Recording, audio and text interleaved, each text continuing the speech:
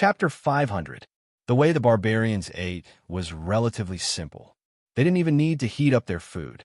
The dried or bloody pieces of meat were directly bitten off and swallowed in one gulp. Therefore, not long after, the teams set off again. Then, Tu and Yuan Fong realized that they couldn't fulfill their bet. After traveling for about half an hour, they bumped into the barbarian team that they had sent out to encircle the enemy. After asking around, they found out that the brand soldiers didn't come after they had completed their encirclement. After some discussion, the barbarian commanders assumed that the enemy had fallen behind. Therefore, they turned back to look for the enemy until they bumped into the main team. Hearing this, Ti Wu was a little shocked. So fast. He couldn't be blamed for being confused. The encirclement that he had set up was not randomly drawn. The last 100 or so corpses were still warm, which meant that the enemy wasn't far ahead. Although the brand checkpoint had been taken down, there were still teams of various sizes that continued to attack the south in order to hide the enemy's intention to attack the Zichen Legion. This limited the enemy's escape speed. But even so, the people that they had sent out couldn't encircle the enemy. Yuan Fong frowned. Could it be that the enemy has discovered us and changed their direction? Tiu's face darkened when he heard this. This situation was possible. But if it was true, then it would be a little troublesome. Their intention to attack the Zichen Legion was very conservative. It was to achieve the effect of a sudden attack. But if they were discovered by the enemy, then their intention would be exposed. After all, the barbarian team was too big. Anyone could see that they didn't have good intentions.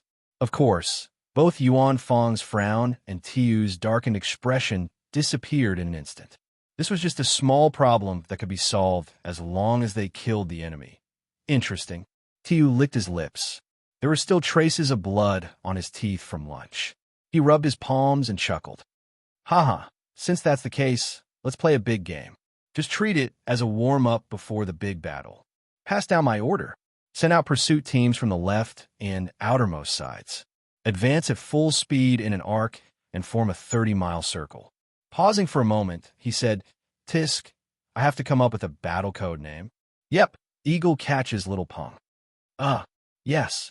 As mentioned earlier, this group of barbarians was too large. So, it would have slowed down the speed of the group if they had all gathered on a narrow mountain road. Moreover, it would have been inconvenient for them to transmit orders. Therefore, there were many branch teams on both sides of Tiu's middle road. Now that they had the outermost teams on the left and right send out soldiers to chase in an arc and form a 30-kilometer encirclement, they should be able to catch the enemy. And it had to be said that Tiu's joking battle code was also very vivid. The pursuing troops on the left and right were like the wings of an eagle. When the wings closed together, they could form an airtight encirclement. At that time, the eagle's head on the middle road or the other roads would be able to attack and annihilate the enemy in one fell swoop.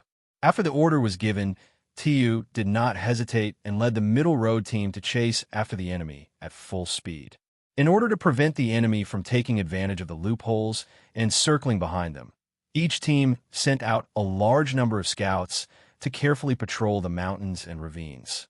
To form a 30-kilometer encirclement, it would naturally take a lot of time. After an hour, there was still no news from the enemy. Tiu frowned slightly. After an hour and a half, there was still no news. Tiu's face was a little gloomy. After 2 hours, they had already met up with the soldiers on both sides of the encirclement. They leaned over and panted, staring at each other from a distance of tens of meters. F***CK? With a kick, Tiu broke a rock on the side of the road. He scratched his head and looked a little conflicted. Damn it, what's going on? Did they fly away? With a 30-kilometer encirclement, as long as the enemy was not a birdman, it would be impossible for them to escape. Needless to say, they also had to avoid the large and small Thunderbolts army teams. At this time, Yuan Fong, who seemed to have received some news from the scouts, hurried over. Tiu, about an hour ago, a sentry post on the left side of the periphery was ambushed and there were 200 casualties. Yes, they rushed out. The so-called encirclement naturally did not just mean that the team had walked through it. In order to prevent the enemy from taking advantage of the time difference, A few soldiers were left at intervals along the way to act as sentries to patrol the left and right. Tiu was delighted when he heard this. Haha, we finally found their whereabouts. How many people did they have? Shaking his head, Yuan Fang's mouth twitched, and he said bitterly, I don't know. There were 200 people at each sentry post. They were all wiped out. Tiu blinked and was stunned. Then he suddenly turned around and grabbed the commander of the team on the left. He roared angrily. How the hell did you arrange the sentry posts? They were pulled out an hour ago, and you didn't even receive the news. I. The barbarian commander was stunned and stammered. I followed the standard and set up the sentry posts every 5 miles. That's enough, too? Yuan Fang's face darkened slightly. He raised his right hand, and the fur on the animal skin on his arm was blown to the side by the biting cold wind. It's not entirely his fault. It's also our negligence. I just thought of it. The wind in the mountains is unpredictable, and it's impossible to predict. Now, the wind is facing the north. The sentry posts on both sides can't hear the sounds of fighting. The wind direction. Tiu pushed the barbarian commander away and frowned. He seemed to be thinking about something. Who would have thought that this objective factor would become the opportunity for the enemy to break out? His face turned serious, and he mounted the giant green wolf beside him. He narrowed his eyes and said, Let's go to the sentry post. Yes, I seem to have miscalculated something. The giant green wolf was running at a terrifying speed. It didn't matter if it was the rugged mountain road or the ravines in the mountains. Nothing could affect them at all.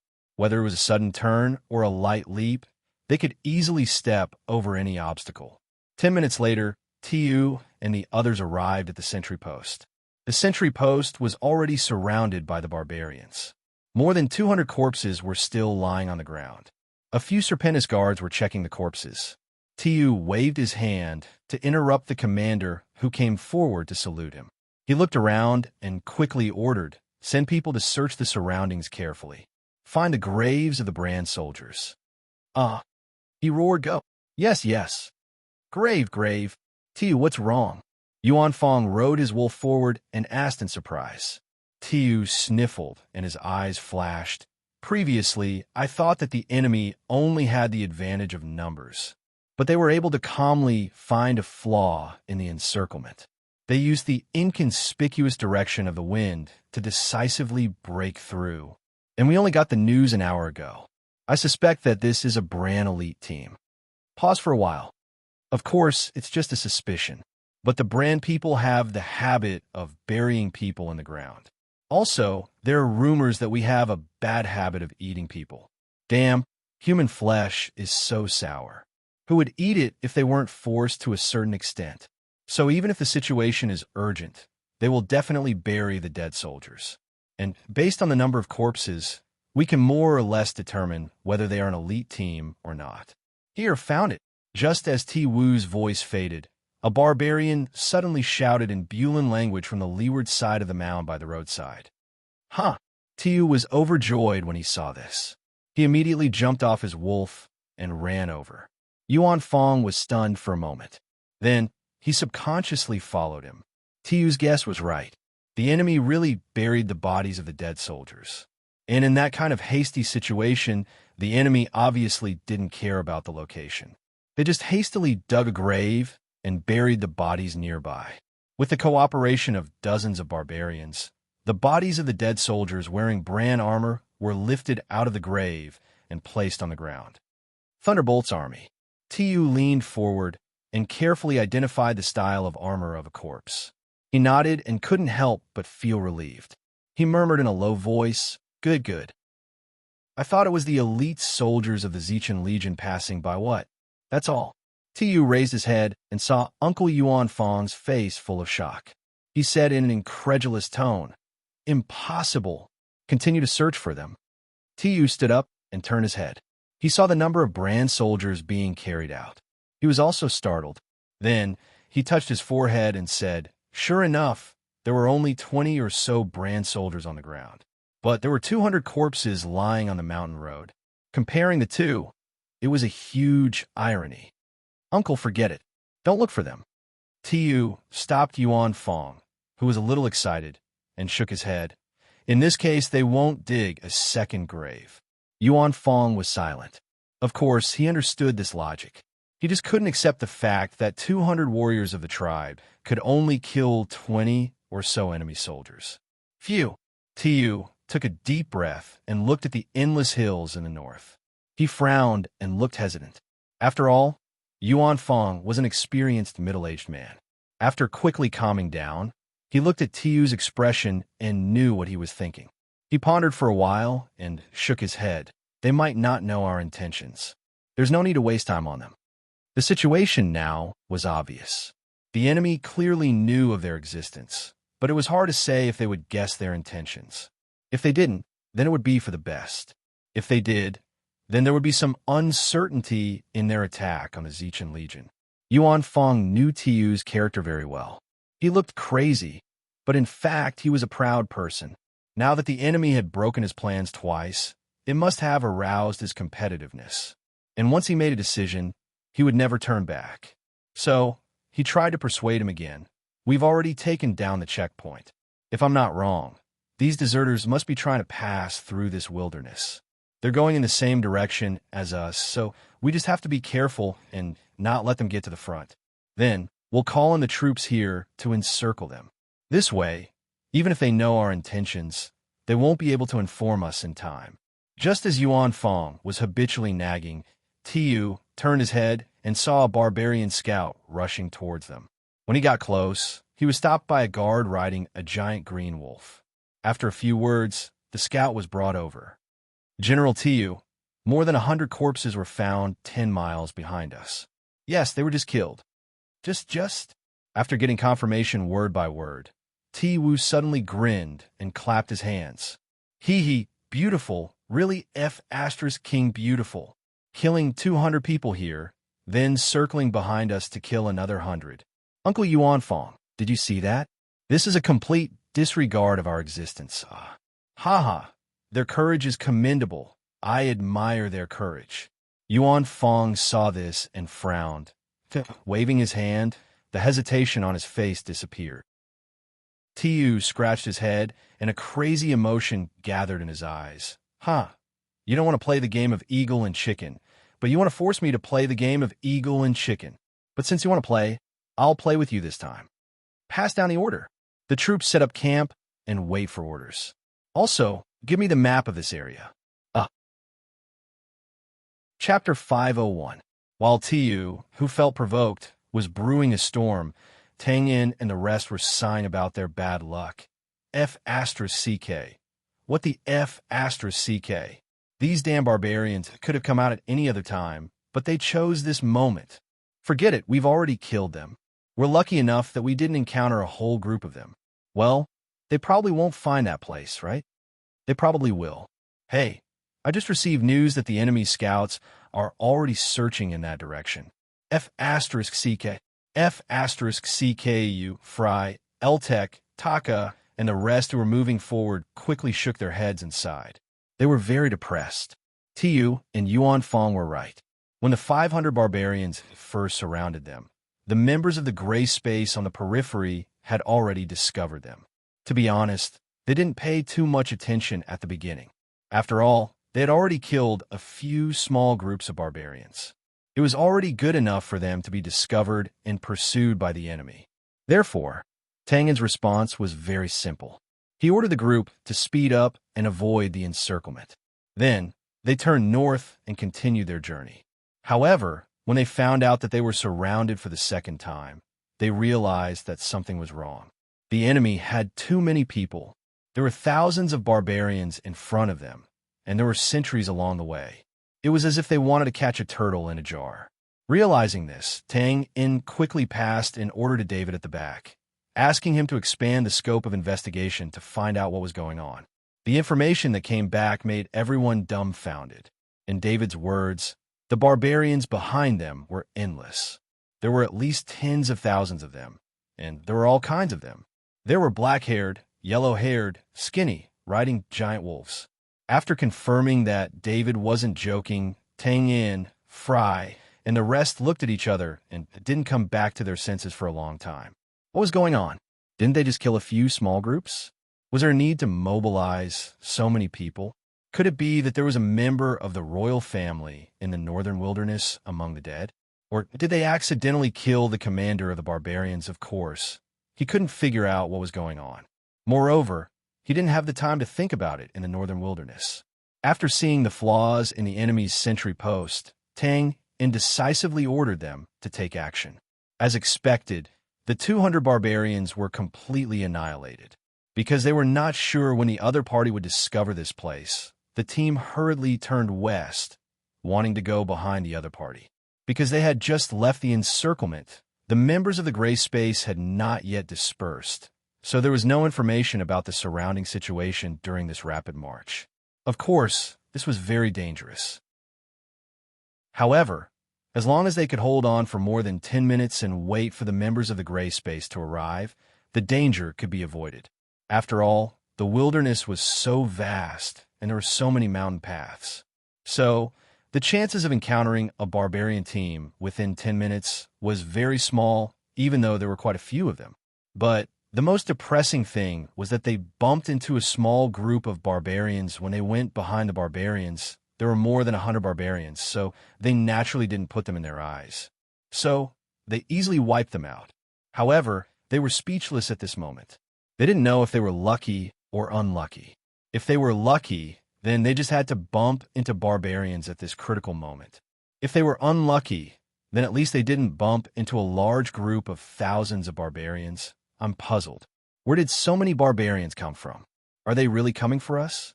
After discussing their luck, Eltec frowned and thought about the tens of thousands of barbarians behind them. He was very puzzled and depressed. Phew!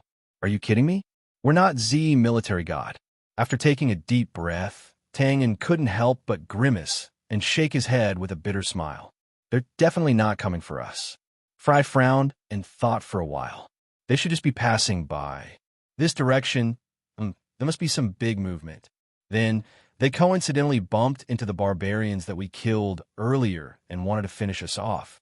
This guess was the closest to the truth. However, even someone like Fry, who was familiar with war, would never have thought that this group of barbarians, under the leadership of a madman, would be looking for trouble with the Zechen Legion. F***CK. In the end, we're still unlucky. Taka shook his head and was speechless. Then, he clenched his fists and his rough face was filled with worry. Do you think they'll continue to chase after us? Tang and shrugged. It depends on the mood of their general. But I think he's not in a good mood right now. F***CK. Then we're done for. Taka was stunned for a moment before he understood. The corner of his mouth twitched. We just killed someone behind them. Isn't this a clear provocation? Eltec shook his head and said bitterly, That's because we're unlucky. Tangan touched his nose and sighed. Sigh. I'll have to rely on you to explain this to him. F***CK. I'm asking for death. Eltec shook his head without thinking. Then, as if he had thought of something, Eltec's eyes lit up. Actually, so what if they chase after us? At most, we'll have a race. As long as you, Brother Tang-In, are here, we can change direction and walk more. We can still safely cross the wilderness from the west. Tang-In touched his forehead and did not know whether to laugh or cry. Brother, you've overestimated me. The reason why we were able to walk so far was because the other party had not discovered the barbarian corpses. When they realize and gather their forces to surround us, we'll be in a much more difficult situation. Furthermore, even if the other party allows us to do as we please, you've forgotten that there's still night. Pause for a while. The situation here is too chaotic. We don't dare to move around at night. But the barbarians behind us are different. They can easily run to the front and set up a net to trap us. Eltec was shocked. Then, aren't we dead meat? That seems to be the case. Tang-In shrugged and squinted his eyes. But it depends on the general's personality and whether he's willing to play with us. Oh, what do you mean? Eltec placed his palms in front of his chest. It's very simple. If the general's personality is rough, he'll directly separate the barbarians from our left and right flanks and push towards the middle. Eltec clapped his palms together. Then he'll be able to squeeze us to death. Of course, like I said before, We're not Z, the military god. Using tens of thousands of barbarians to make such a big move just to exterminate a few hundred of us is really making a mountain out of a molehill. A general with a little bit of face would not do this. He separated his fingers and crossed them. So, if the other party chooses to encircle and encircle us after trapping us and playing a game of hide-and-seek with us, then we'll have a little chance of survival. After all, the other party has tens of thousands of barbarians. They must have a mission. They can't keep wasting time with us like this. Fry and the others nodded silently. They now fully experienced Tang Un's abnormal ability to precisely control a small area. They knew that if the situation was indeed the latter, they would have a chance of survival. Of course, this chance of survival was very small, even smaller than a chance of survival. After all, the situation would be very difficult. So what we need to do now? After a long silence, Eltek looked up and asked seriously, "Well, let's gather the troops and stop attacking. Then, run as far as we can." Looking at the rolling hills in front of them, Tang In said, "Only if we run far enough will the enemy's encirclement become thinner. Then we'll have more space to move around. Here comes the news." As soon as his voice fell, Tang In turned his head and looked at Michaud, who was rushing towards them from the side. Fry and the others also turned their heads at the same time and stared at Michaud's feminine face, hoping to see something. The speed of the troops was not slow, but of course it was not as fast as Michaud's speed. After a short while, Michaud arrived in front of them. His feminine face was as calm as ever. He looked around and saw that everyone was looking at him with burning eyes. "I have good news and bad news. Which one do you want to hear first?" Eltek and Taka almost choked when they heard this. They wanted to cry, but no tears came out. Tang raised an eyebrow indifferently. "Let's hear the good news first." Michaud nodded. "On our way here, they found a hibernating bear den with 2 adult black bears. Well, we have food now. At least we can die with full stomachs." Good news." Tang and clapped his hands and smiled. Then he turned to Fry and asked, "What do you think?" "I think." Fry shook his head and smiled bitterly. "Let's cut up the bear meat and run." Tang laughed and waved his hand. That's exactly what I was thinking. Michaud, lead the way." Michaud nodded, and his feminine face didn't change at all. He turned around and ran.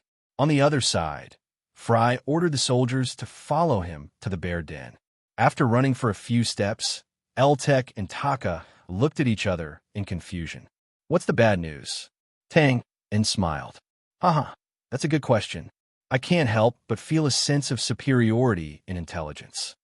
Well, Fry didn't have the same sense of humor as Tang In. Looking at the two people who were confused, he turned around and explained, "Michaud said that they died with full stomachs.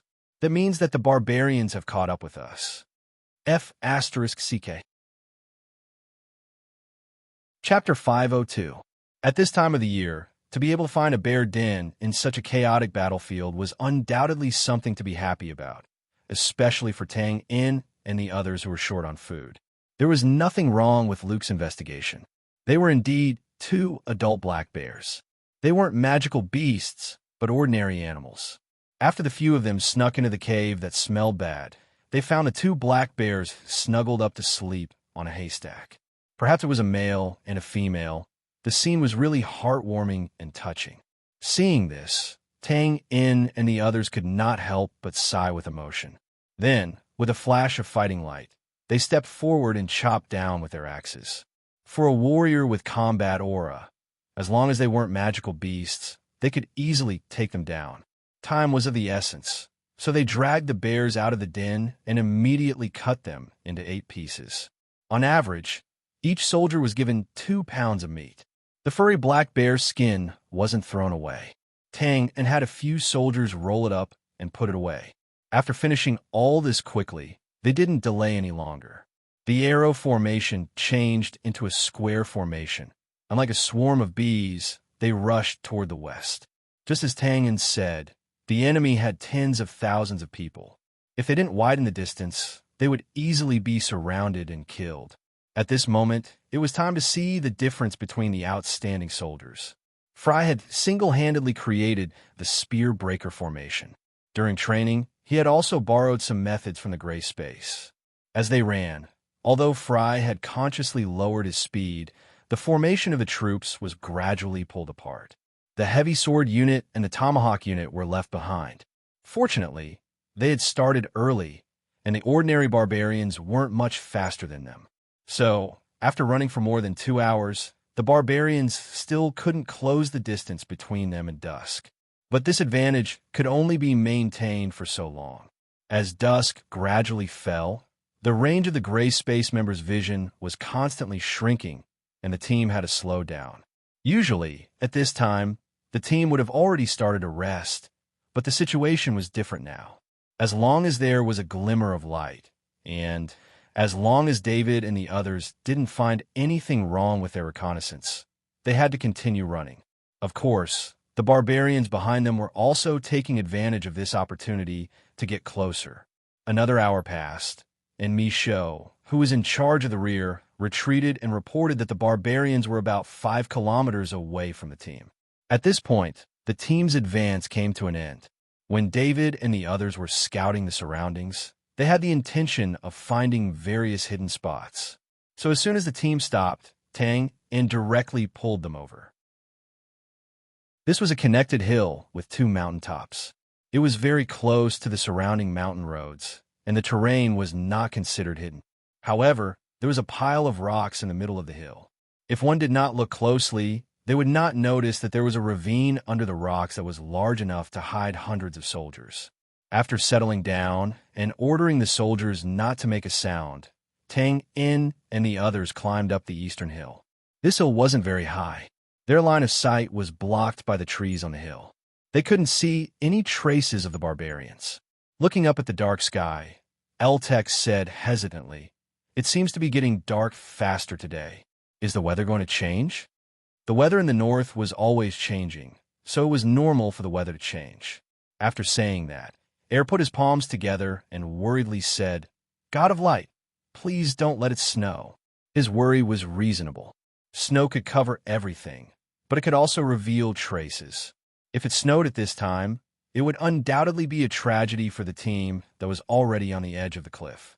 Tang In and the others looked at each other and couldn't help but touch their foreheads. Taka smiled bitterly. "Old Eltek, we are already unlucky enough. Can't you say something nice? Well, have you heard a crow's beak?" Ahem. Air also knew that he had said something wrong. He coughed twice and turned his head away awkwardly. Fry also looked up at the sky and slightly frowned. He had been fighting in the front line for more than 10 years, so he was naturally very familiar with the weather here. The weather was indeed a bit abnormal, but because it was close to evening, the sky was already dark, so it was not easy to confirm. At this time, Tang An's eyes suddenly narrowed and whispered, "It's coming." Fry and the others trembled and looked to the east at the same time. In the shadows of the many mountains, a spark suddenly appeared, floating up and down, slowly moving forward. Torch? Seeing this, Tang In understood in his heart. Then his eyebrows instantly twitched. In his line of sight, around the torch, there were suddenly many sparks, and there were more and more of them, revolving around it without stopping. It had to be said that this scene was extremely magnificent and magnificent. It was as if because the sky was dark, the dreamy stars had lost the opportunity to show themselves, so the stage was moved here. Of course, just like a beautiful rose always had thorns, the magnificent scene in front of them was no exception. After regaining their senses, and Taka sucked in a breath of cold air. They understood that every spark in front of them represented a barbarian troop that was not short in number.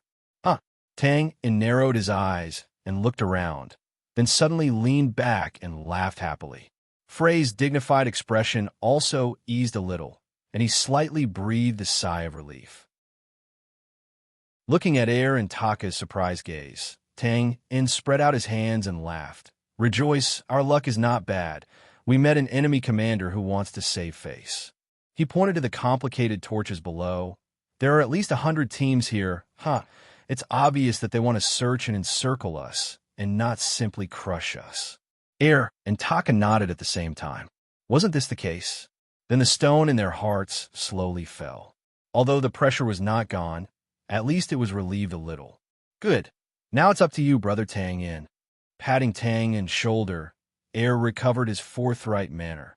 Don't feel any pressure. At this point, I have already accepted it. Anyway, we have killed enough. Life and death is nothing. That's right. Taka nodded in agreement and laughed. Haha. If it wasn't for you, Brother Tang In, my heavy sword battalion would have been wiped out. Now that I can fight side by side with the legendary Captain Fry, Taka, am satisfied. Haha, don't say it so tragically. Besides, isn't it more heroic to say these words before you die? While casually joking, the torches below were already close to the hill. But of course, they were not coming towards them.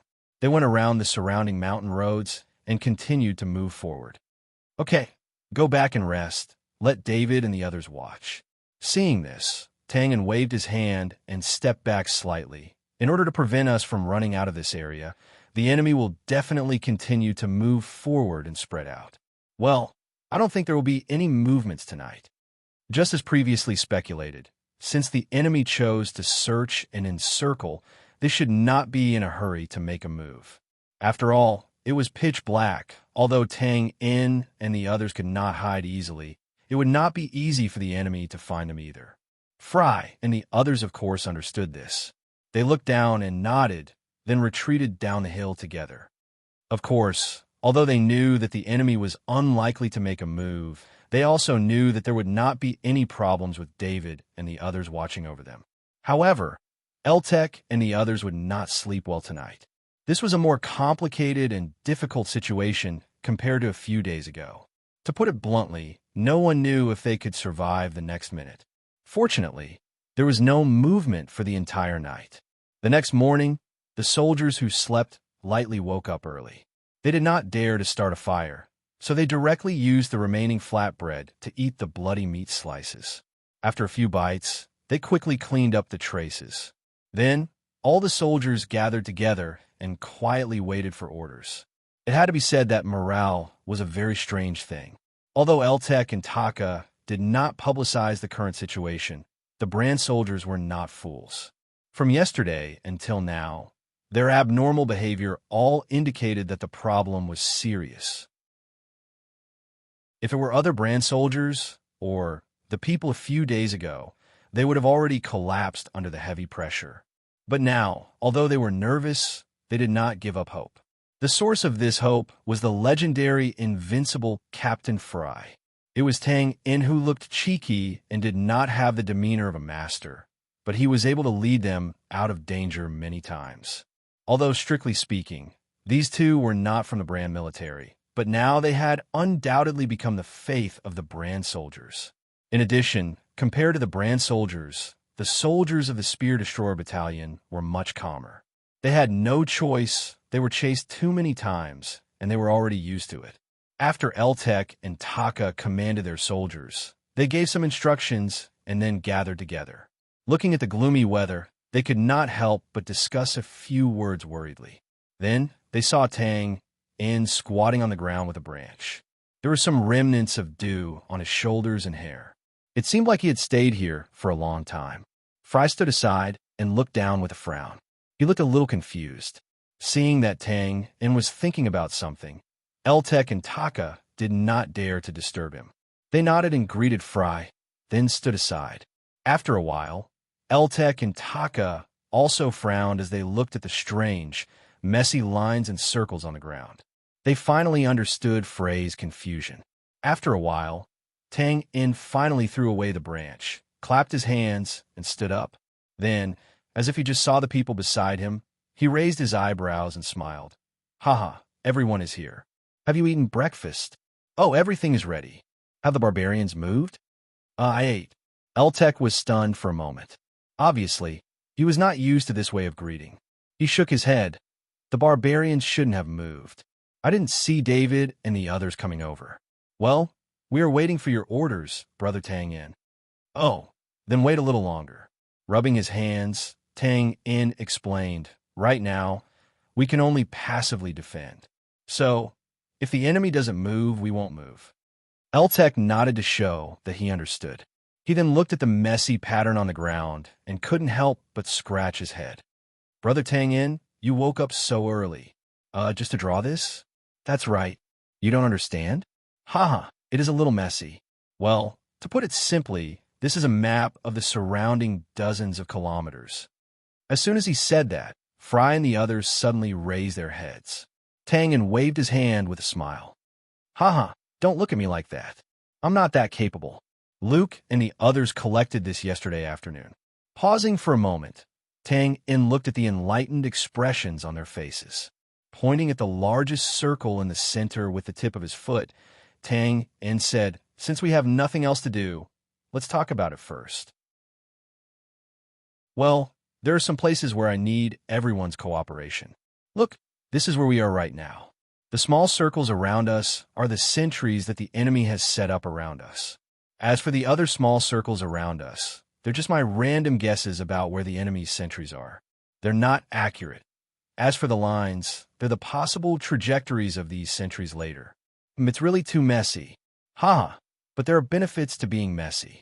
We can fish in troubled waters. Of course, there's a prerequisite. If the enemy stands still at these sentries and seals off this area, we'll be in a much more passive position. We can only stay here and starve ourselves to test the enemy's patience. Haha, I'm just kidding. The enemy made such a big move last night. They definitely wouldn't use such a stupid method. Or rather, they wouldn't bother using it. After all, we're just insignificant ants in front of them. It's just that ants are a little mischievous. So, first of all, we can be sure of one thing. The enemy will definitely take the initiative to attack, and these sentries will definitely patrol their own areas as ordered. Of course, that doesn't mean that we'll have an opportunity when the enemy moves. It's just that we can't afford to wait. If we run into them here, we'll really be caught like turtles in a jar. The only thing we can take advantage of now is the inevitable blind spots that will appear when the enemy moves.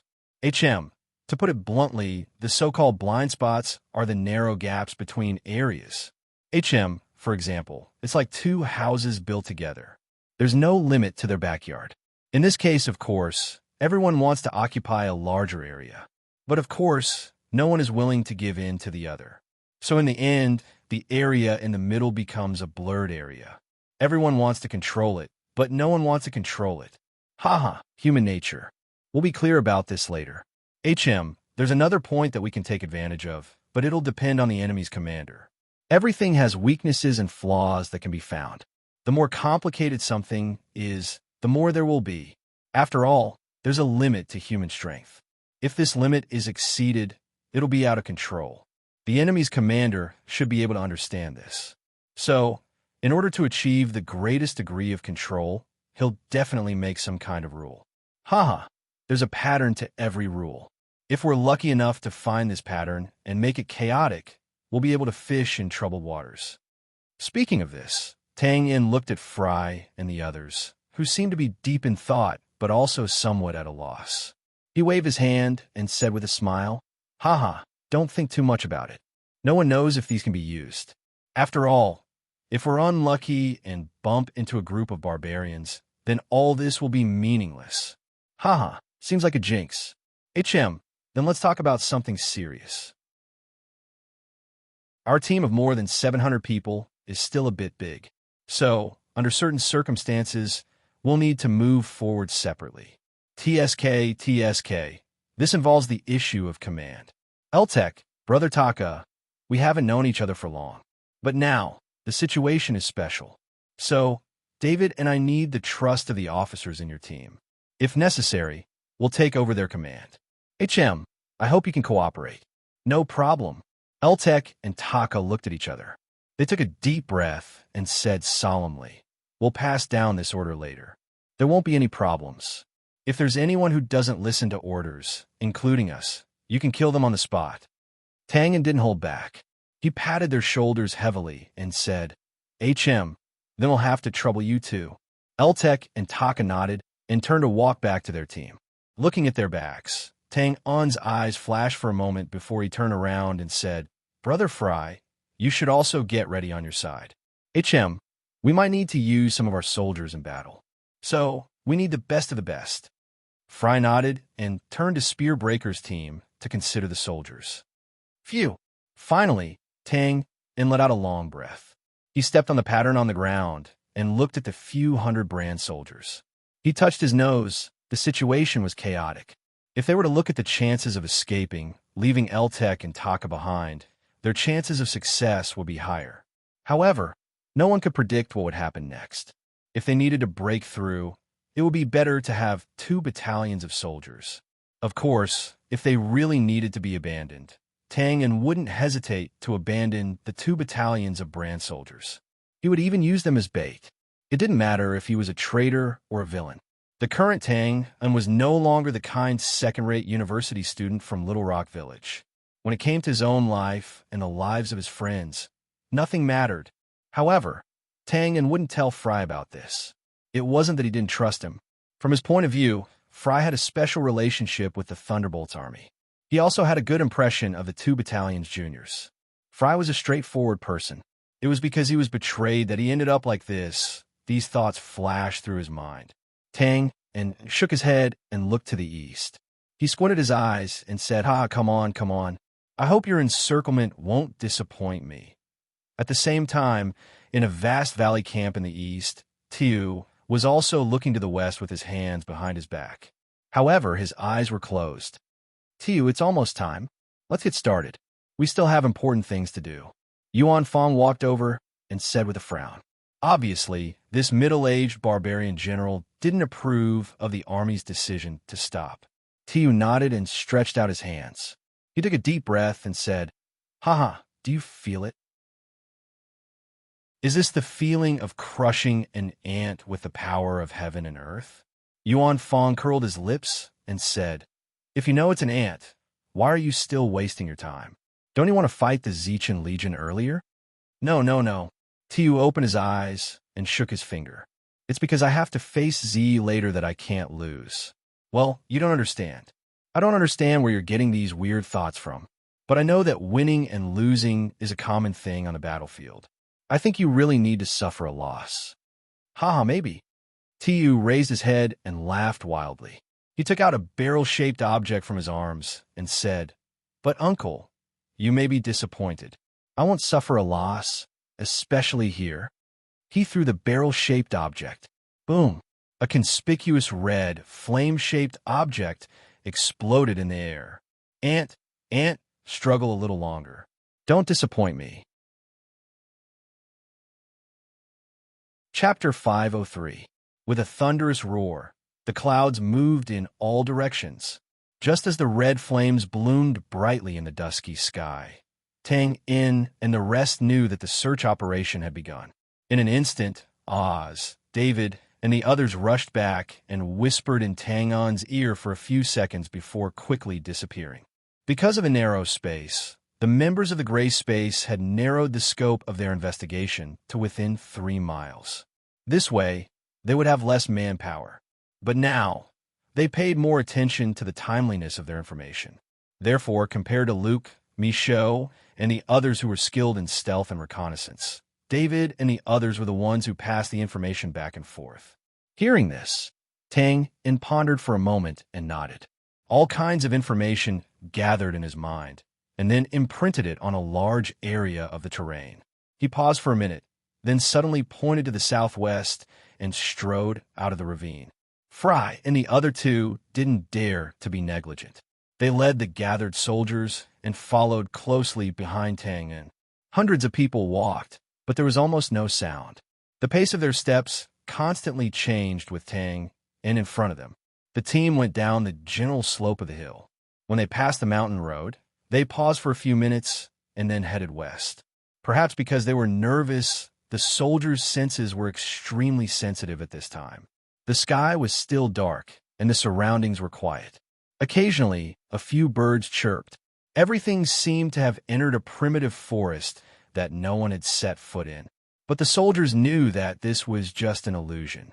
Within a range of dozens and hundreds of kilometers, countless barbarians were searching over the mountains and valleys.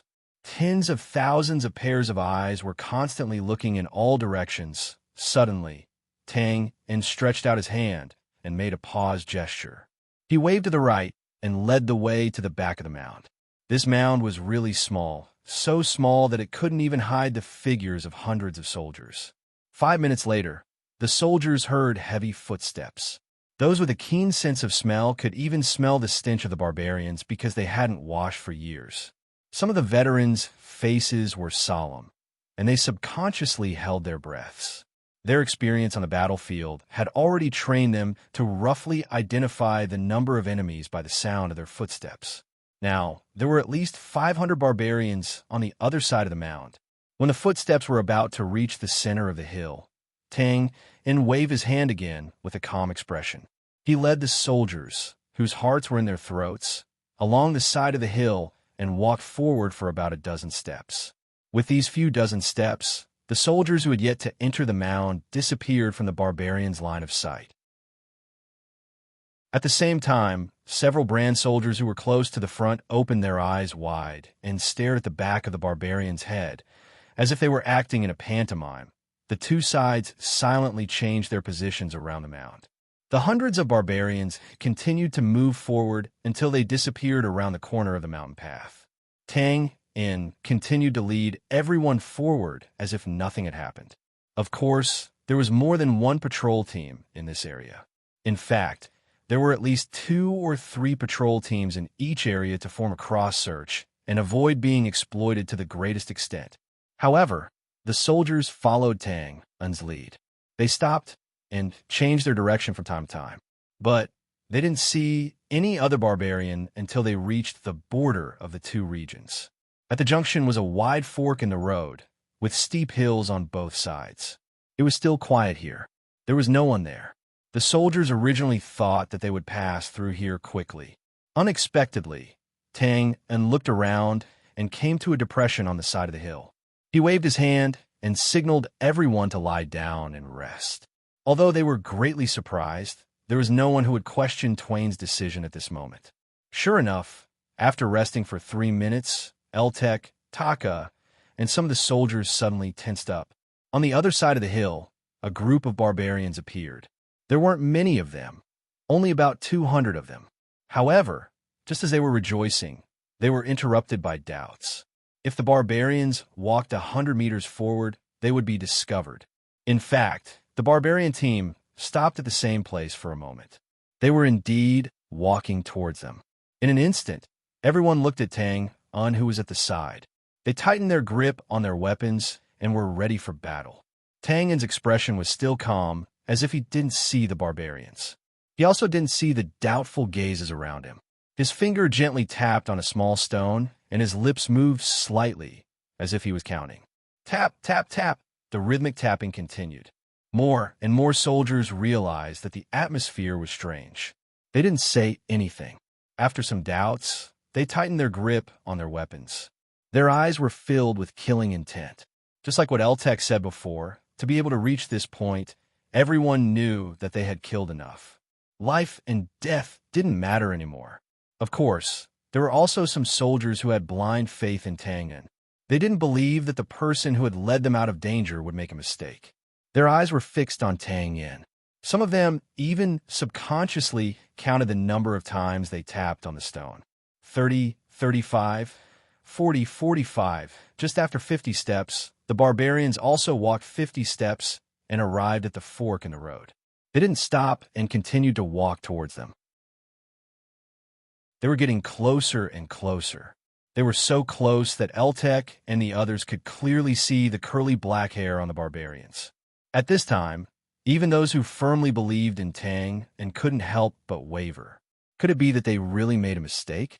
But at this time, Tangan's fingers that were tapping on the stone paused. His long and narrow eyes suddenly narrowed. Then, the barbarians below also stopped and raised their heads to look at the other side of the road. Because their vision was blocked, Eltek and the others didn't know what was going on. But after seeing the barbarians below waving their sticks and greeting each other, they knew that there was another group of barbarians in the direction they came from. The commanders of the two groups of barbarians kept shouting. They were probably asking questions, but the result was that they shook their heads in disappointment. They didn't know that not far away, the target group was nervously looking at them. As long as any one of the groups walked a few more steps and turned around, they would be able to see the brand soldiers lying on the ground. But after they finished speaking, the group of barbarians at the fork in the road turned around and left to search their own area. Although the other group couldn't see them, but with the sound of their footsteps, they should have also turned around and left. First, it was Tang In, then Fry, Eltek, Taka, and a few brave soldiers slowly stood up and walked over the protruding rocks. They quietly looked at the backs of the two groups of barbarians. This is the blind spot. Tang In met the shocked and respectful gazes of Eltek and the others. He spread out his hands and explained. There were no cheers or shouts. There were only rapid breaths and burning gazes. The soldiers looked at the ordinary-looking Tang In, and a huge sense of hope rose in their hearts. They had never been so sure that as long as they followed this person's footsteps, they would definitely be able to escape. General, the first round of search has ended. We didn't find any trace of the enemy. In a valley camp, a Serpentis Guard commander bowed and reported the gathered information. No, Yuan Fong, who was sitting on a tree stump, frowned. He couldn't believe it. How is that possible? We sent out so many people. As long as the enemy is within 100 miles.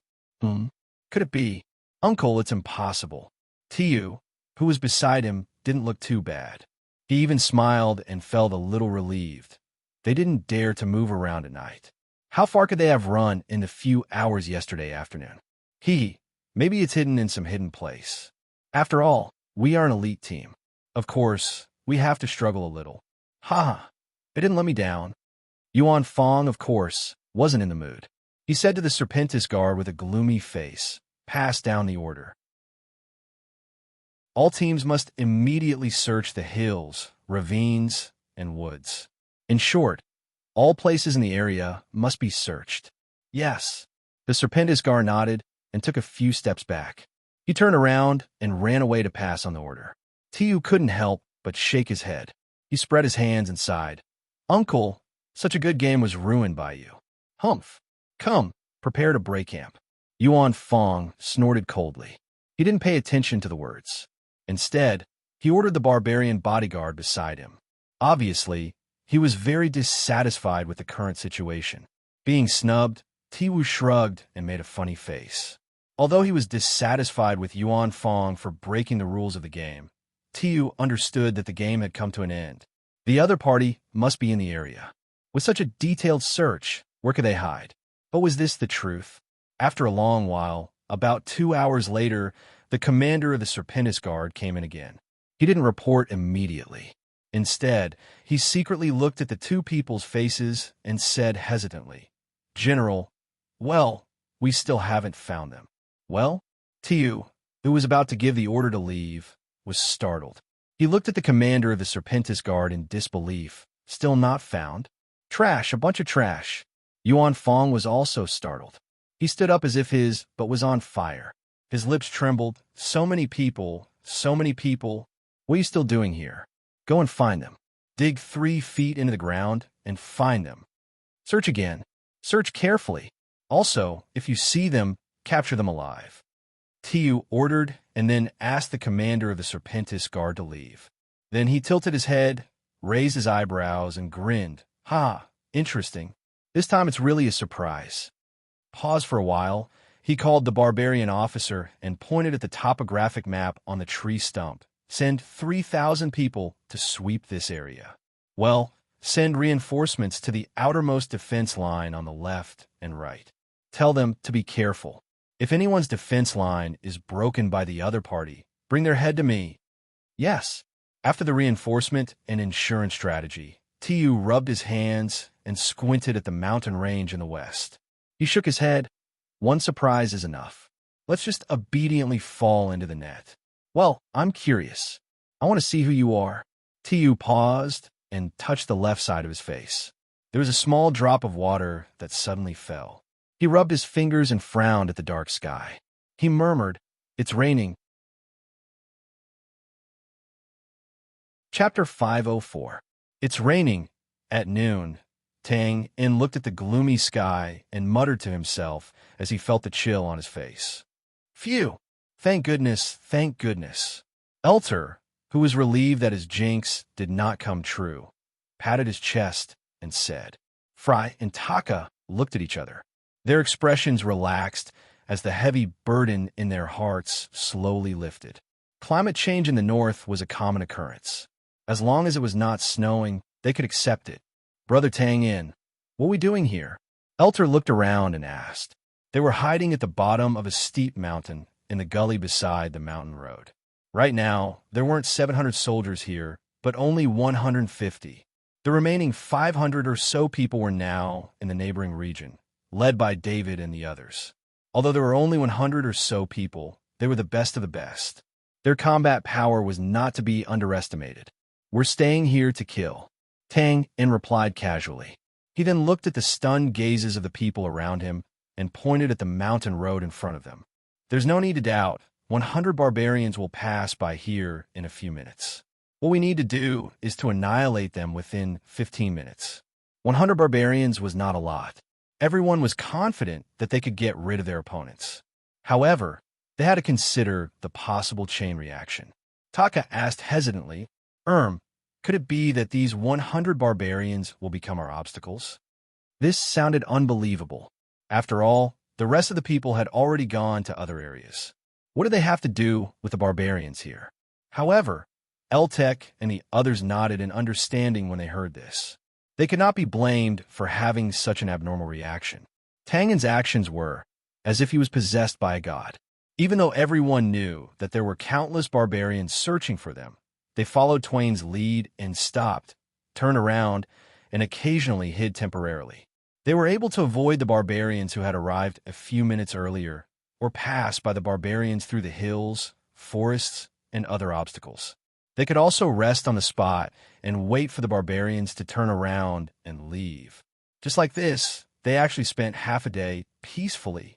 It could be said that even if Tang In suddenly brought them along, Elter and the rest would still look on calmly and say, look, as long as he wants to do it, he can do it. Of course not. Tang In shook his head and smiled. If they keep searching like this, as long as they don't make any big mistakes, I'm confident that we could drag them out until they lose their patience. But of course, that's impossible. Haha, if we don't show up for half a day, the commander will definitely suspect that we're not in this area anymore. At that time, what will he do? Pause for a while said, he will definitely retreat. However, with such a big formation, he will definitely be unwilling to give up. So, before he retreats, he will definitely let the barbarians on his left and right flank advance to ensure that we're not in this area. At that time, we'll naturally be finished. There's no other way. As long as we don't leave this area, we'll be in a passive state. So, we can only show up and create some trouble to give the commander some confidence and motivation. This way, he will continue to play with us. Elter and the rest nodded in admiration. They did not have any more questions. As for how they would retreat after killing this team of barbarians, this was not a question. After all, there was still Tang In. The team of 100 barbarians arrived as scheduled. Fry and the rest had launched many surprise attacks. Naturally, there would be no problem this time. Just as the two sides clashed, the barbarians finally saw their target. Before they could get excited, Tang In leaped up like a ghost. His blood-red blade drew an arc and flashed across the throats of more than 10 barbarians. Chi. Elter and the rest who had rushed up after Rinpochian only saw a flash of blood in front of their eyes. In an instant, their faces and bodies were drenched in blood. Immediately, the barbarians clutched their throats and fell down with a blank expression on their faces. Thud! Their hands fell to the side. Their throats were completely cut open. Even their bones could be seen. Tang In had also learned from his mistakes. He knew that the barbarians had strong vitality. So, he simply used his blood to increase the strength of his dagger. After all, there was no way they could survive with their throats cut open. The scene froze for a second. Both sides stared blankly at this bloody and terrifying scene, stunned on the spot.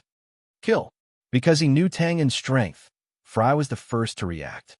With a loud roar, his thunder spear smashed down. Kill! Kill! Kill! Elter and the rest were stimulated by the strong smell of blood. Wiping the blood off their faces, they raised their weapons and madly rushed into the barbarians' formation. These hunter barbarians were all elites. In addition, none of them held back. Therefore, the battle had reached its climax from the beginning. Dazzling lights flashed one after another. Their opponents were only 100 ordinary barbarians. They were not bloodthirsty lions. Naturally, they could not withstand such a powerful attack. Therefore, even though they roared repeatedly, bulged their muscles, and waved the heavy iron weapons in their hands, they could not stop the barbarians from retreating step by step. In the end, after predicting this outcome, the remaining barbarians began to roar with all their might. However, this was not to boost their morale. It was to remind their companions the battle ended faster than expected. In less than 10 minutes, there were no more barbarians left standing on the mountain path. Chop off their heads. Twain shook off the bloodstains on the dagger, looked around, nodded, and said coldly, although the barbarians had always been brave in battle, they had never heard of anyone feigning death.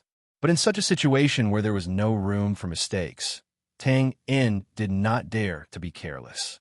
Hearing this, the soldiers did not hesitate. They stepped forward and chopped off the heads of the barbarians around them. In an instant, the mountain path was covered by the choking smell of blood. It had turned into a bloody hell. At this moment, a loud roar was heard. Kill me. Battalion commander, cough, cough, kill me. Twain turned his head when he heard that, and his eyes could not help but flicker slightly. The person who was roaring was a soldier of the Heavy Sword Battalion. He had met Tang En before. If he remembered correctly, he should be a platoon leader. Half of his body was lying on the ground with blood. His chest was caved in. It was obvious that he had been hit by a barbarian's iron stick. What was worse was that his legs had been crushed. They were badly mutilated and could not stand up. Although it was a one-sided massacre, the barbarians were still barbarians. They were not pigs. Therefore, there were casualties on the barbarian side. Moreover, they had charged indirectly. In a narrow path, it was either you die or I die. Therefore, other than a few lucky ones who were lightly injured, there was only one person from the Heavy Sword Battalion who was seriously injured. It could be said that his injuries were not fatal. If it was in the checkpoint, there was a high chance that he could be saved. However, there was no chance for him to survive. If he did not die immediately, it would be a problem for the team. It was impossible to save him. It was even more impossible to abandon him. Barbarians would come soon. If they saved him in time, it was very likely that they would be able to extract information from him. The platoon leader was clear about this. Everyone was also clear about this. However, the only one who could solve this problem was Eltek, who was standing silently in front of the soldiers. Time was of the essence, but no one went forward to rush him. If they were in Eltek's position, they would not have made a more decisive decision. Kill me. Cough, cough, battalion commander, what are you waiting for? Do you want me to beg you? The platoon leader's face was distorted. He kept roaring and spitting out blood. His chest was heaving up and down. Plop.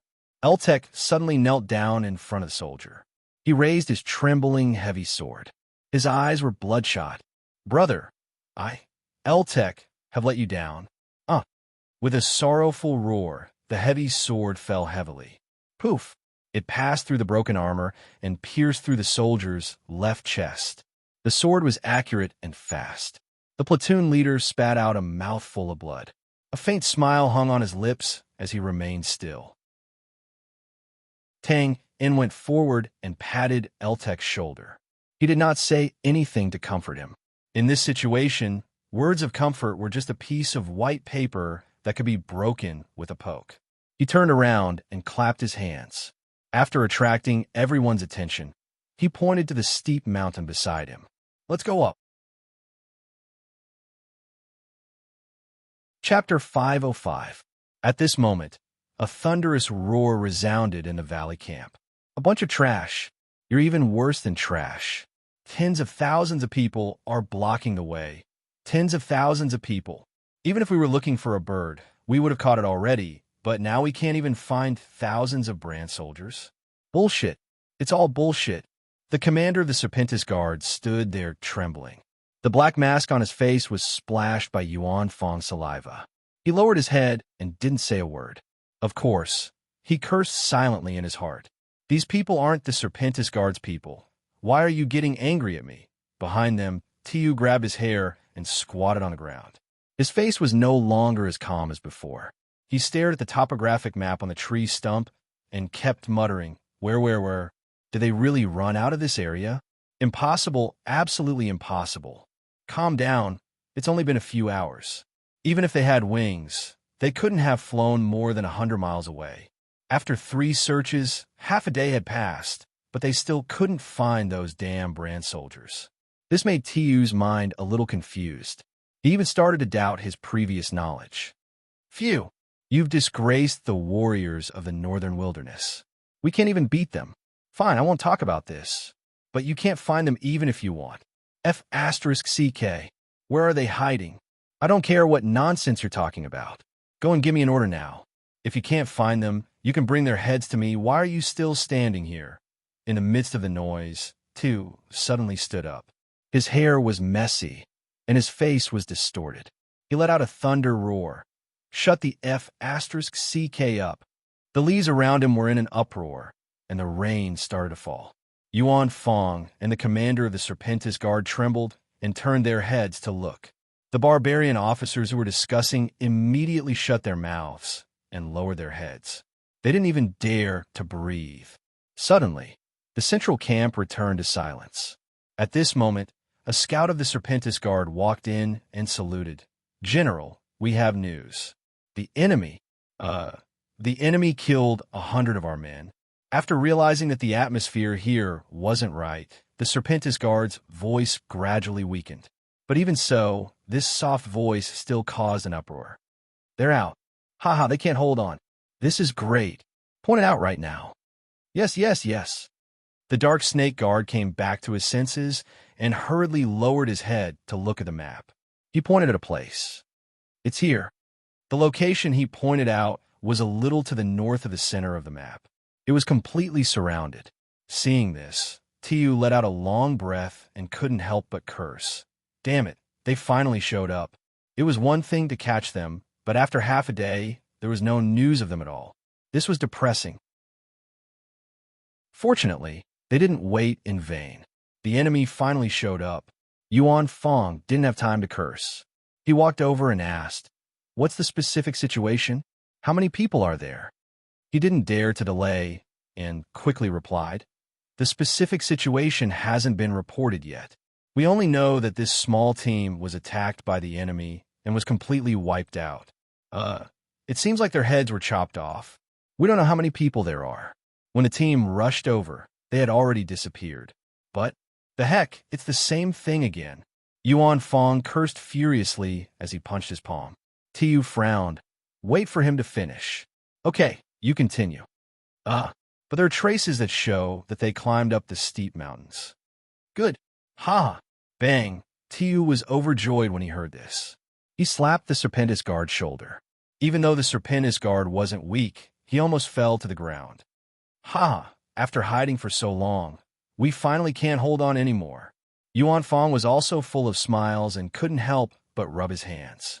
No matter how the enemy hid before, as long as they were forced to climb up the steep mountains, it was a dead end. There was no way for them to survive. Yes, but we still can't be careless. After all, the enemy is the elite soldiers of the brand. Pass down the order. Let the people who arrived first surround them but don't attack. Wait for the people from the surrounding areas to arrive first before attacking. Waving his hand, Tu shook his head and smiled. Uncle Yuan Fong, how can we make it in time to pass down the order now? Haha, our officers and soldiers aren't idiots. They know what to do. Oh, right, look at me. I'm too excited. Yuan Fong smacked his forehead and shook his head and laughed. Sweeping away the haze from before, the atmosphere in the central camp became much more relaxed. Yes, pass down the order, let all the camps pack up and get ready to depart.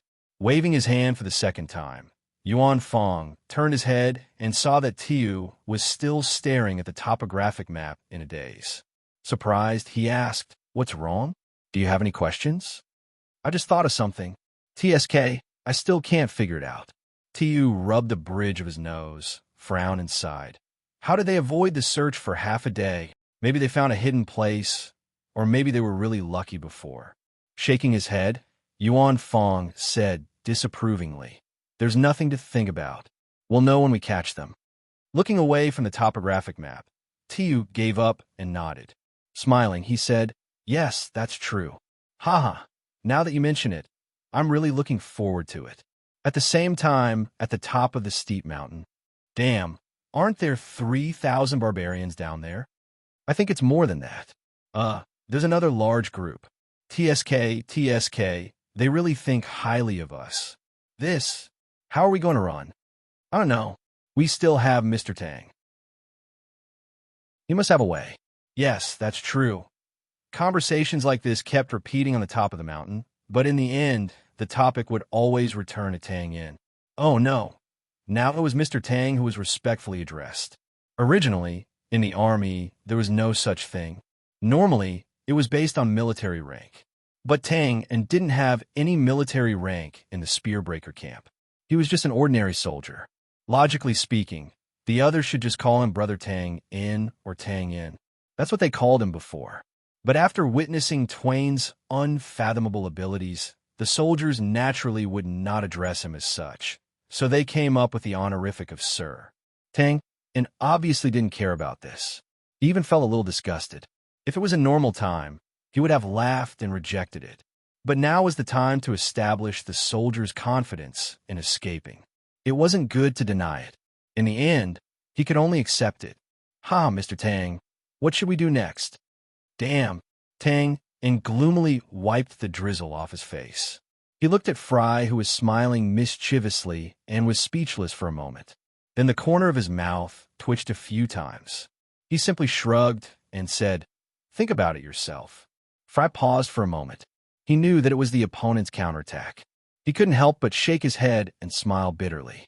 Then he looked around and said thoughtfully, "Well, this mountain is so high. There are people below. The other side is extremely steep. Ordinary soldiers can't go down." Wait, the mountain." His eyes suddenly lit up. He turned around and raised his eyebrows. No way. He's using that trick again? Fry was very familiar with the gray space. He thought for a moment and combined it with the situation in front of him. He roughly guessed Tang's method. Tang didn't deny it. He shrugged and said, "One trick, one can conquer the world."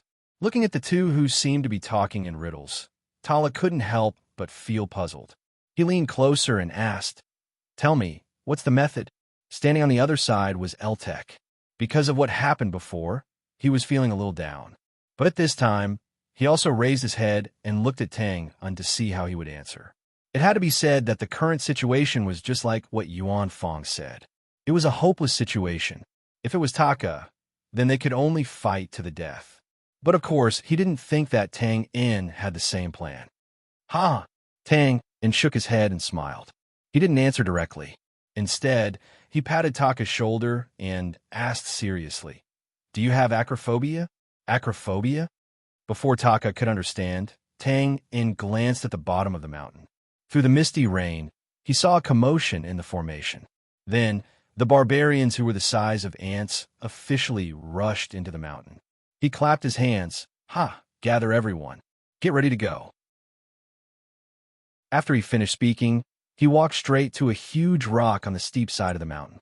He bent down and felt around. As if he found something, he stood up and tightened his arm. Instantly, a light-colored string made of an unknown material appeared in front of everyone's eyes.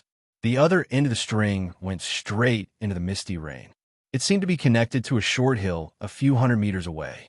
The soldiers looked at each other and were a little confused. Although the appearance of this string was strange, but everyone could still think that it should have been left behind by David. But what was the use of such a short string? Tang didn't explain. Instead, he waved his hand in invitation.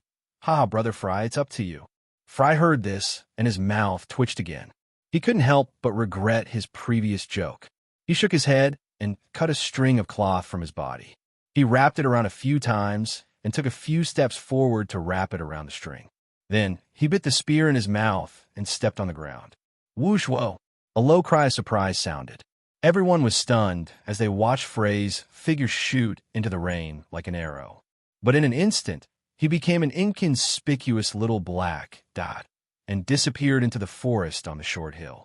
The rain wasn't heavy, but it was enough to haze people's eyes. Soon, everyone saw a vague figure holding a spear on the treetops on the opposite hill. Wasn't that Fry who was beside them just now? Silence, ahem. Tang and coughed twice and woke everyone up. He spread his hands and said calmly, "Well, did you see it just now? Time is tight. Everyone, follow me one by one." "Oh, right. Does anyone have acrophobia? If so, learn from Fry. Look at how cunning he is." He directly bit the spear in his mouth and didn't hear the heart-wrenching scream. "TSK, TSK, what a pity." Chapter 506. Valley Camp. Various marching animal skin tents were being dismantled. Simple fortifications, such as barricades, were also being put away. The hurried barbarians didn't care about the mud splashing up. They carried many things on their shoulders and ran back and forth in the drizzle. It was a busy scene. At this moment, the commander of the Serpentis Guard stepped into the camp. He seemed to be in a trance. After a few steps, he bumped into an ordinary barbarian carrying something. His thin body fell to the ground. His black tights were also stained with mud. He regained his senses and opened his eyes wide. He was about to curse, but after looking around, he opened his mouth but couldn't say anything. After a moment, the commander of the Serpentis Guard got up from the ground. He waved his hand and asked the ordinary barbarian who was apologizing to leave. He stamped his feet and rushed into the camp without cleaning the dirt on his body. A few minutes later, we surrounded the entire mountain peak. Later, I personally went up to check. There were indeed traces left by them on the mountain peak. But we searched the top and bottom of the mountain. We even sent people to the bottom of the cliff to check. There were no traces. In the end, thousands of barbarians filled the entire mountain peak. "General, they really disappeared." The trembling voice fell. There was dead silence in the tent. Tiu and Yuan Fong sat in their seats. They stared blankly at the commander of the Serpentis Guard. Their eyes were a little misty. The surrounding barbarian officers either opened their mouths or stood still. They were frozen in the same posture as a few minutes ago. After a while, Tiu moved. He rubbed his handsome cheeks. His eyes focused. He quietly looked at the commander of the Serpentis Guard. "They flew." "No, I don't know." "They escaped underground?" The soil layer near the mountain peak has been dug out." "Oh." Tiu nodded. He rested his chin on his hand and stared at the commander of the Serpentis Guard again. He said in a flat tone, "Are you kidding me?" "No, I'm not." The commander of the Serpentis Guard felt his hair stand on end. He knelt down on one knee and bowed his head. The scene once again returned to silence. The surrounding people also came back to their senses at this time, but they did not dare to make the slightest movement for fear of being affected by Tiu, who was obviously not in his right state. Of course, even though there were no physical movements, everyone's mind was spinning. If there was a close-up of this scene, coupled with the voiceover, everyone present would have countless question marks on their heads. The situation was obvious. The other party had climbed to the top of the mountain without a doubt, and this side had surrounded the mountain without a doubt. Later on, the search on the mountain had to be done step by step. In fact, thousands of people were forced to fill up the entire mountain peak. But in the end, the other party disappeared. Such a ridiculous result. If this wasn't a joke, then what was? Bang, bang, bang. Yuan Fong hammered the tree stump next to him. At this time, he did not have any thoughts of cursing. He could only rely on this painful action to vent the aggrieved feeling in his heart. Tiu stretched out his hand and pressed down on his fist. His face was as calm as water, but his eyes were crazy. He took a deep breath and said, "Uncle Yuan Fong, how many people do we have left?" Yuan Fong paused for a moment and frowned. I'm asking." Violently interrupting, the madness in Tiu's eyes became more intense. He said word by word, "How many people do we have left?" Yuan Fong opened his mouth. At this time, he was a little scared by Tiu's expression. He pondered for a moment and said, "About 10,000. He nodded. Good, pass down my order. Break camp and depart. The location is here. He heavily punched the center of the topographic map, which was not far from the steep mountain peak. Then he straightened his body and looked at the busy barbarians in the rain outside. The corner of his mouth rose into a mocking smile. Anyway, the camp has been broken twice. It's time to depart. Yuan Fong heard this and frowned. Their target was the Zichan Legion in the east. It was already a waste of time to stop now. If they turned back, wouldn't it be the opposite of what they were going to do? I don't understand. However, before he could voice out his objection, he was interrupted once again. Ti Wu suddenly waved his arms, and the calm expression on his face disappeared. The madness in his eyes spread to his entire face. His expression changed and became distorted. He roared angrily. Do you still not understand? No matter what method they used to disappear, it's obvious that they already knew the outcome. If that's the case, why did they still kill 100 of our warriors? Why, it's very simple. It's just like when they had already broken out of the encirclement, they still killed behind us. This is a provocation, a naked provocation. The roar resounded in the tent. His anger rolled and echoed. It spread outside and suppressed the sound of the rain. The busy barbarians couldn't help but stop and look at the tent in shock. Huff! Tiu gasped for breath and pulled a round animal skin collar on his neck. His veins were bulging. Then he pinched the bridge of his nose. Calm down. Tiu, your journey is 10,000 miles of fertile land. Your opponents are the Bran and Z. Thinking this, his tumbling emotions gradually calmed down. Tiu looked around at everyone and spread his hands. Everyone, the game is over. This is a real opponent. Haha. Although it sounds ridiculous that tens of thousands of people will be our opponents, at most 1,000 people. But the fact is that they are provoking us, and we can't catch them. We can't even determine their number. This is the most ridiculous part. Pause for a while. He calmly analyzed. I won't talk about this point. It's good that you know. Next, I want to talk about the search and capture strategy. Whether you admit it or not, our previous strategy was indeed a failure. First of all, it's impossible for them to fly. Moreover, under such intensive search, it's unlikely that they can't find a hidden place. Otherwise, they wouldn't have come out to provoke us.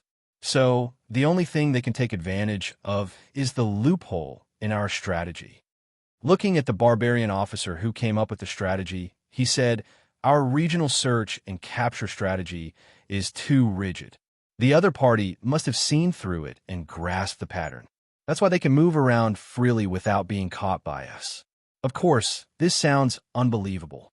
Even if they are alone, it's impossible to dodge accurately under such intense search and capture. But this is the only loophole I can think of. Waving his arms, he said, So, we have to go crazy now. The regional search and capture strategy can be used as an overt plot. But after the camp is over, the 10,000 barbarian soldiers will spread out. You will lead them and search every inch of land, hill, forest, and beast lair. His impassioned words continued to reverberate. The barbarian officers shivered in their hearts. They knew that Tiu was anxious. Otherwise, he wouldn't have put down his face and sent all his troops. They bowed in unison. Yes, General. Go out and pack up. We will set off immediately. The barbarian officers bowed again and walked out of the tent. Seeing this, Yuan Fong didn't say anything to agree or disagree. He just sat there silently. In fact, he didn't approve of Tiu's actions. In everyone's eyes, Tiu had put down his face. But he didn't think so. The arrogance in Tu's bones had always been there.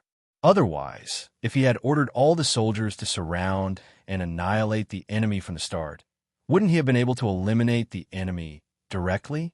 Of course, now that Tiu was on the verge of going crazy, Yuan Fong wouldn't touch this bad luck. Although he was Tiu's uncle in terms of seniority, the highest commander in this army was Tiu. Now that the military order had been given, it couldn't be changed. In addition, Yuan Fong had other plans. Tiu's journey in the army had been too smooth. It was time to teach him a lesson. After thinking for a while, Yuan Fong raised his head and said calmly, Half a day.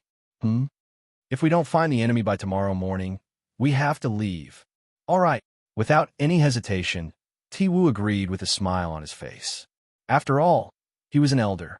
As long as he was rational, he didn't want to fall out with Yuan Fong. At this moment, suddenly, boom, in the distant sky, there was a faint sound of thunder. Tu subconsciously looked outside the tent and frowned. The rain seemed to be getting heavier. He immediately threw away this thought. After all, even if it was a downpour, it would be more difficult to find the enemy. However, it would be the same for the hiding party. He lowered his head and muttered to himself, I don't care if you are that godly, but I don't believe that you can control these 10,000 people in a disorderly manner. Chapter 507. The Winding Mountain Road.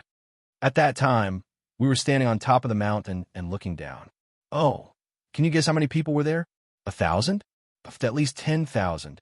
We had nowhere to run, and the barbarians below us started to rush up the mountain. Just at that critical moment, we saw Mr. Tang pick up a thin rope from behind the huge rock. Haha, can you guess the use of this thin rope? You can't guess, right? Fly man, this is so cool, so exciting. Haha, when I think of those barbarians wandering around a mountain in vain, I can't help but want to laugh.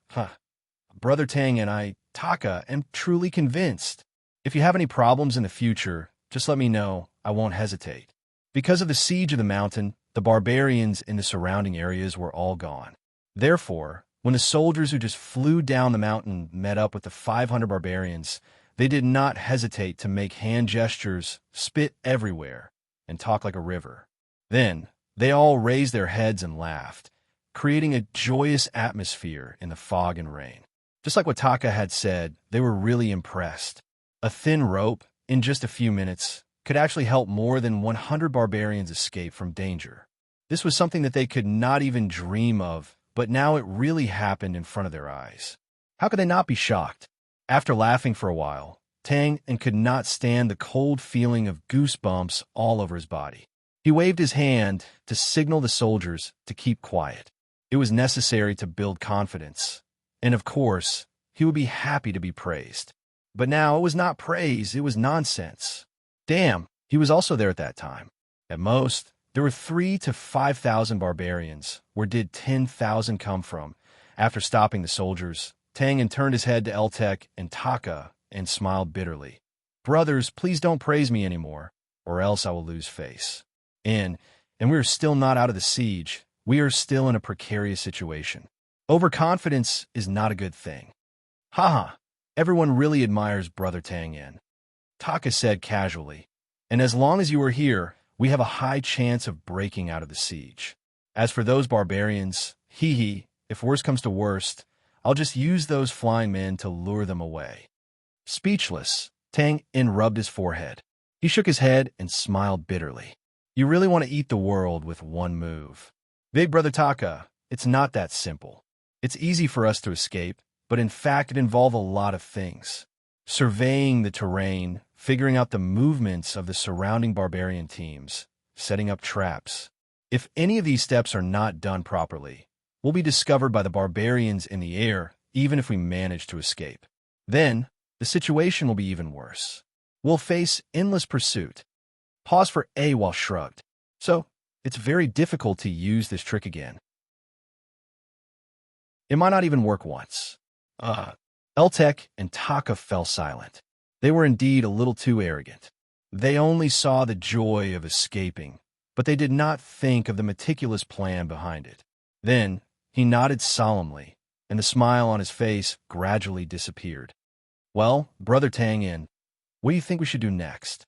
Let's proceed normally for now. Waving his hand, Tang frowned. After what we did just now, if the barbarians don't retreat, they'll definitely take us seriously. Well, like I said before, as long as we don't get out of the siege, we'll be in a passive position. We can only see what the barbarians do next. Boom, boom, boom. Muffled sounds of thunder resounded through the sky. The sky darkened, and the clouds began to slowly turn black. The small raindrops that had been falling for half a day gradually became heavier. Along with the biting cold wind, They drilled into the gaps of their armor. Tang In and the rest did not have to wait for long. When there was still an hour or two before evening, Michaud and the others on the periphery reported that a large number of barbarian teams had suddenly appeared and began to randomly enter various areas. After receiving the news, the team hurriedly stopped. Tang In frowned slightly and stood in the same place. His fingers unconsciously moved around as if he was trying to draw a map out of thin air. Even if two people were to fight alone, it would be a big problem for one of them to suddenly change the rhythm of the battle, let alone thousands of barbarians. Even if Tang In was good at precise control of a small area, he still had to overturn the pattern that he was gradually familiar with and establish a new evasion strategy. Fry and the rest also knew about this news. Naturally, they did not dare to disturb Tang In, who was deep in thought. They ordered the soldiers to stand still in the rain and quietly took a few steps back to get away from Tang In. Lowering his voice, Taka fiercely hammered his palm. Damn it, just as Brother Tang In expected, the barbarians will not give up until they find us. I don't understand. Is that damn commander of the barbarians a lunatic? Tens of thousands of people fighting against hundreds of us. What's the damn point? Air scratched his head. He could not understand. Fry was also speechless. He shook his head and looked at Tang Un, who was like a statue in the rain. He sighed. Now we can only rely on Tang In. Sighed. Air and Taka looked at each other. They also sighed and nodded silently. Fry was right, not to mention that there was a large number of barbarians now. Even in the previous situation, Air and Taka knew that they could not hold on for more than a few minutes. Therefore, they could only hope that Tang Un could create a miracle again and lead them out of the encirclement unscathed.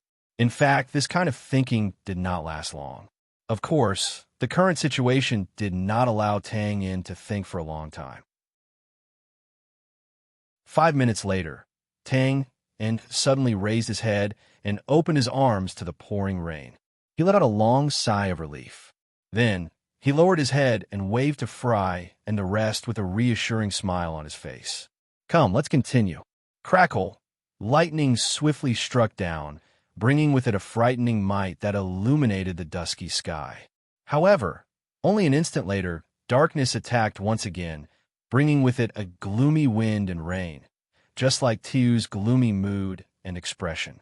Still nothing, still nothing. Calm down, calm down. Anxiety and forced calmness made Tiu's current state obviously not right. His whole body trembled at a high frequency.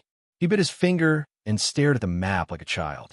Sometimes he would raise his head, but when he saw the empty tent, his expression became even more gloomy and disappointed. It had been more than an hour since the 10,000 soldiers were sent out. But now, not a single officer or scout came back with any good news. His little bit of rationality told him that the enemy must be within the encirclement and must be constantly moving. But why couldn't he catch him?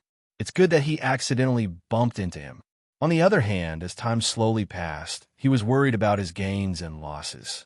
Did the enemy already run out? This feeling made him very sullen, angry, and a little bit of fear buried deep in his heart. Sullenness and anger were easy to understand. He had scattered all his soldiers over this 100 li of terrain, and he clearly knew that the enemy was here. But now, the enemy was like a damned ghost, moving freely in and out of this place, completely ignoring the tens of thousands of people here. How could this not make him so sullen that he wanted to vomit blood? Mad with anger? As for fear, to be honest, Tiu had a guess in his heart. It was just that he was unwilling to admit it. Just like how there was absolutely no city that could not be breached, there was absolutely no perfect encirclement in this world. So this guess was that the enemy had completely seen through the regular and random search here and grasped the pattern within. Then he made a precise judgment and avoided the tens of thousands of people here in advance. Impossible, absolutely impossible. How could there be anyone in such a complicated and chaotic environment? Every time he thought of this, a chill ran down his spine. Tiu himself was in a hurry to deny it, unwilling to think about it any further, because this was completely beyond the scope of his understanding. In the empty central tent, Yuan Fong frowned as he looked at the side, but his gaze was on Tiu. In fact, even if they couldn't catch these people, he would only feel shocked. He didn't feel as frustrated as Tiu, who had proposed a search, because fundamentally speaking, these people posed no threat to their tens of thousands of troops. But, looking at the fretful and deranged Tiu, Yuan Fong couldn't help but silently think, wasn't this lesson a little too harsh?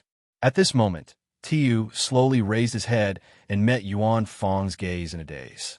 His face was blank. Do you think Z is in the enemy's team? Tiu finally began to face up to that guess, and immediately thought of this possibility. He could accept defeat, but it could only be to Z, whose name shook the entire Shiza continent. Of course, the result of this guess was self-deception. Ridiculous. Yuan Fong's mouth twitched. He didn't know whether to laugh or cry as he said, "What are you thinking? Z is in charge of the Grand Border Fortress. How could he leave? If he really left, why would we attack the Thunder and Blue Flame Army? Wouldn't it be better to just break through the Grand Border Fortress and kill our way into the northern part of the brand?" That's true, I'm thinking too much. In the end, he simply grabbed his hair and hugged his head, his chest rising and falling as he panted. The originally high-spirited Tiu now looked very dispirited. Yuan Fong rubbed his chin and frowned as he suggested, "Why don't we withdraw the soldiers and let the left and right wings push?" This simple yet effective suggestion hadn't even finished when footsteps sounded outside the tent. One after another, the barbarian officers returned. Seeing this, Tiu was overjoyed. He hurriedly asked, "Is there a situation?" The 10 barbarian officers who were covered in mud looked at each other and finally lowered their heads. Their meaning was obvious. Bang! Kicking the simple wooden table in front of him, Tiu roared angrily. "Then why the F***CK did you come back? General, it's dark. Also, it's raining, we can't light any torches." Hearing this, Ti Wu was startled and subconsciously looked at the entrance of the tent. Only then did he realize that while he was feeling aggrieved and conflicted, the sky outside had already become gloomy. He basically could not see the situation a few meters away. Paused for a while, he took a deep breath and waved his arms wildly. "Get out of here and continue to search for them. So what if we don't have any torches?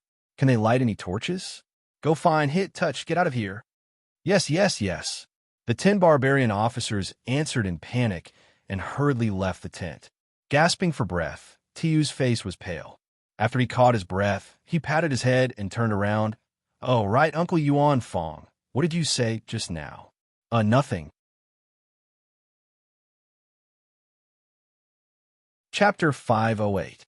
Walala, the heavy downpour that had been brewing for almost an entire day, finally played its loudest note at night. The rain hit the broad leaves of the forest and washed away the lead dust. Puff, puff. The curtain of rain slanted far and near. It covered the sky and the earth. It made the continuous mountain range look even more ethereal because of the twilight.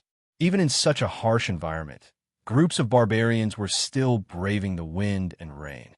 They placed their hands between their eyebrows and forced their eyes open.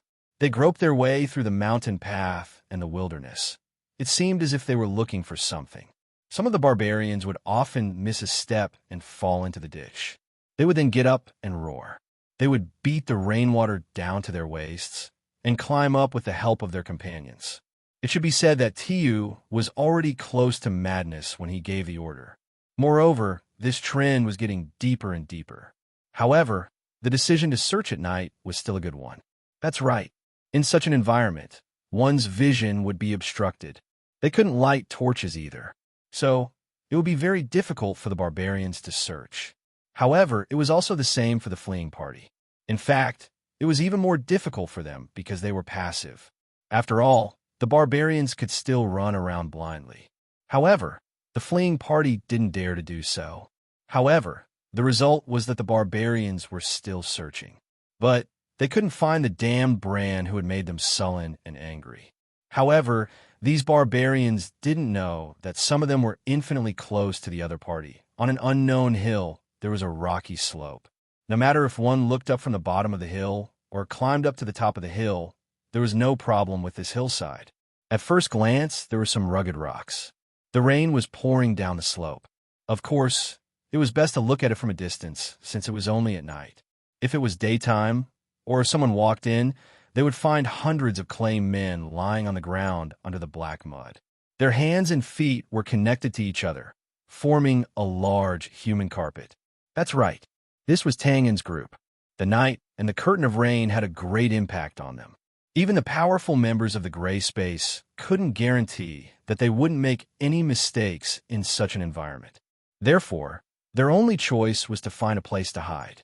As the saying went, there were two sides to every coin.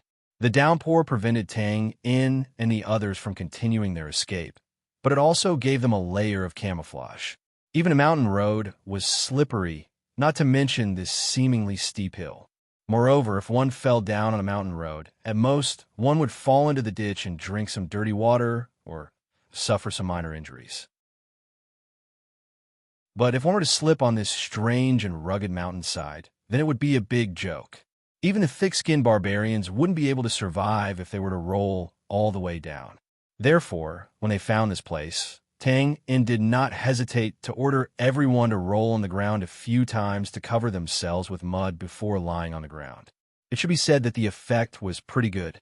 More than a dozen groups of barbarians that passed by the foot of the mountain didn't suspect anything. Some of the barbarians, who had carried out their orders to the letter and had braved the wind and rain to climb up the mountain, also stopped in front of this strange and rugged mountainside. Instead, they went down the mountain from the other side, which was a little flatter. Of course, there was a price to pay for such an excellent hiding effect. For example, knock, knock, knock. Brother T. That's right, this was the biggest torture they were going through now. In order to have the best hiding effect, and to prevent the mud on their bodies from being washed off by the rain, they could only take off their armor and bury it under their bodies, then lie on the ground wearing thin clothes. It was the cold winter season in the north, and with the cold rain, most of the soldiers felt that the coldness had seeped into their bones, and their bodies were no longer their own. Tang looked at Taka, Eltek, Fry, and the others who were trembling beside him, then turned his head to look at the half-muddy, half-ashen faces of the barbarians in the rain. He couldn't bear to look at them and squinted his eyes. Bear with it a little longer. The group of barbarians just passed by. It's not safe yet. The system could simulate all kinds of environments, and a qualified assassin had to adapt to all kinds of environments. Therefore, under the perverted training, this degree of cold was not a problem for Tang Un, and his voice did not tremble at all. Taka shivered and nodded, his body curled up a few times as if he was accumulating warmth. He then tilted his head and said, It's okay, I can hold on. It's just, as long as I can keep my life, this cold is nothing. What? That's right. I'm going all out, it's okay. Eltek nodded and said with difficulty. His tone was tough, and his style was tough. However, his stuttering words were not very convincing. Tang nodded. Let's not talk too much. It's not easy to gather warmth. He raised his eyebrows and looked at a rock not far in front of him. Suddenly, he made a safe hand sign and heaved a sigh of relief. He stood up and said, All right, everyone, get up. Let's warm up for 5 minutes. The so-called rock was Michaud's disguise. It was located near the top of the mountain and had a wide field of vision. There were many similar rocks in the surrounding area, and they were all disguised by the members of the gray space. Their task was to monitor the surroundings and deal with unexpected situations. For example, if a barbarian was sent down from the top of the mountain to search, the members of the gray space had to secretly trip the barbarian and make him roll all the way down the mountain. Regardless of whether the barbarian was dead or not, there would be someone waiting at the end of the team with a rock. Just as Tang finished speaking, hundreds of clay figurines jumped up from the pitch-black hillside as if they had come to life. They did not dare to make a sound, and they kept jumping up and down while rubbing their bodies with their hands. From the looks of it, it was as if he was going to peel off his clothes, skin, and so on. It was a bit like epilepsy, but it was also a bit like a werewolf evolving under the moonlight. At this time, the benefits of being strong could be seen, especially with the fire attribute combat energy. As long as they hid behind a few specially built obstacles, they could clench their teeth and release their combat energy. Under the flashing red light, their bodies would be steamed and warm in a moment. Tang went over and pulled up a few soldiers who were a bit frozen and had difficulty moving. Then he walked around the obstacles a few times to make sure that the combat energy did not leak out. He could not help but grin. He was quite envious of the effect of the combat energy. His combat energy was for killing, torturing, and so on. The effect was absolute, but it did not have such a function that was close to life. It was really a pity. Of course, it was just envy. Tang did not have the fire attribute combat energy, especially now. Well, he did not want to freeze to death at all. The reason was very simple. As the saying goes, if there is a blessing, then there is a curse. Previously, they had soaked in the cold water together, so they could be considered to have gone through thick and thin together. Now that he had the fire attribute combat energy, his body was as hot as burning charcoal. Naturally, he had to share the blessing. Therefore, in a short while, the hillside played out a scene that was not suitable for children. More than 10 burly men with steam rising from their bodies hugged their trembling companions, moving forward and backward, up and down, rubbing against each other. After waiting for their bodies to cool down a little, they once again rushed behind the obstacles and exploded their do chi. Then, with their steaming hot bodies, they hurriedly rushed out and continued to hug the next person. In this scene, the face-to-face dance was completely useless. This was not the first time such a strange action was done. Moreover, it was a matter of life and death. Therefore, although everyone's expression was a little strange, they still obediently stood there and rubbed or got rubbed. Tiske, this is a F***king world of love. Although this was not the first time he had seen this, and he believed that this would definitely not be the last time, Tang still subconsciously smacked his lips and sighed as he looked at this scene that was even more chaotic than a group of demons dancing. This kind of warming time was necessary, but it had to be said that it was a little uncontrollable. That's right, the hillside was already under control, but it was not enough to cover any further areas. If the barbarians had the same innate eyesight as Luke, then even if the rain was pouring down, they would still be able to see through it. Therefore, when the 5 minutes were up, even though Michaud and the others did not find any barbarians around, Tang still ordered them to lie down immediately. Hearing this, the faces of the soldiers twitched. Without hesitation, they gritted their teeth and quickly fell to the ground. They rolled back and forth a few times until their bodies were covered in mud again. Then they lay still on the ground. During this time, not a single groan was heard. In an instant, the hillside returned to silence. The wind and rain were dark, and the night was long. Chapter 509. The dawn of the next day began to rise from the east. The sky wasn't bright yet, but it was clear as if it had been washed clean. It looked like another day of good weather.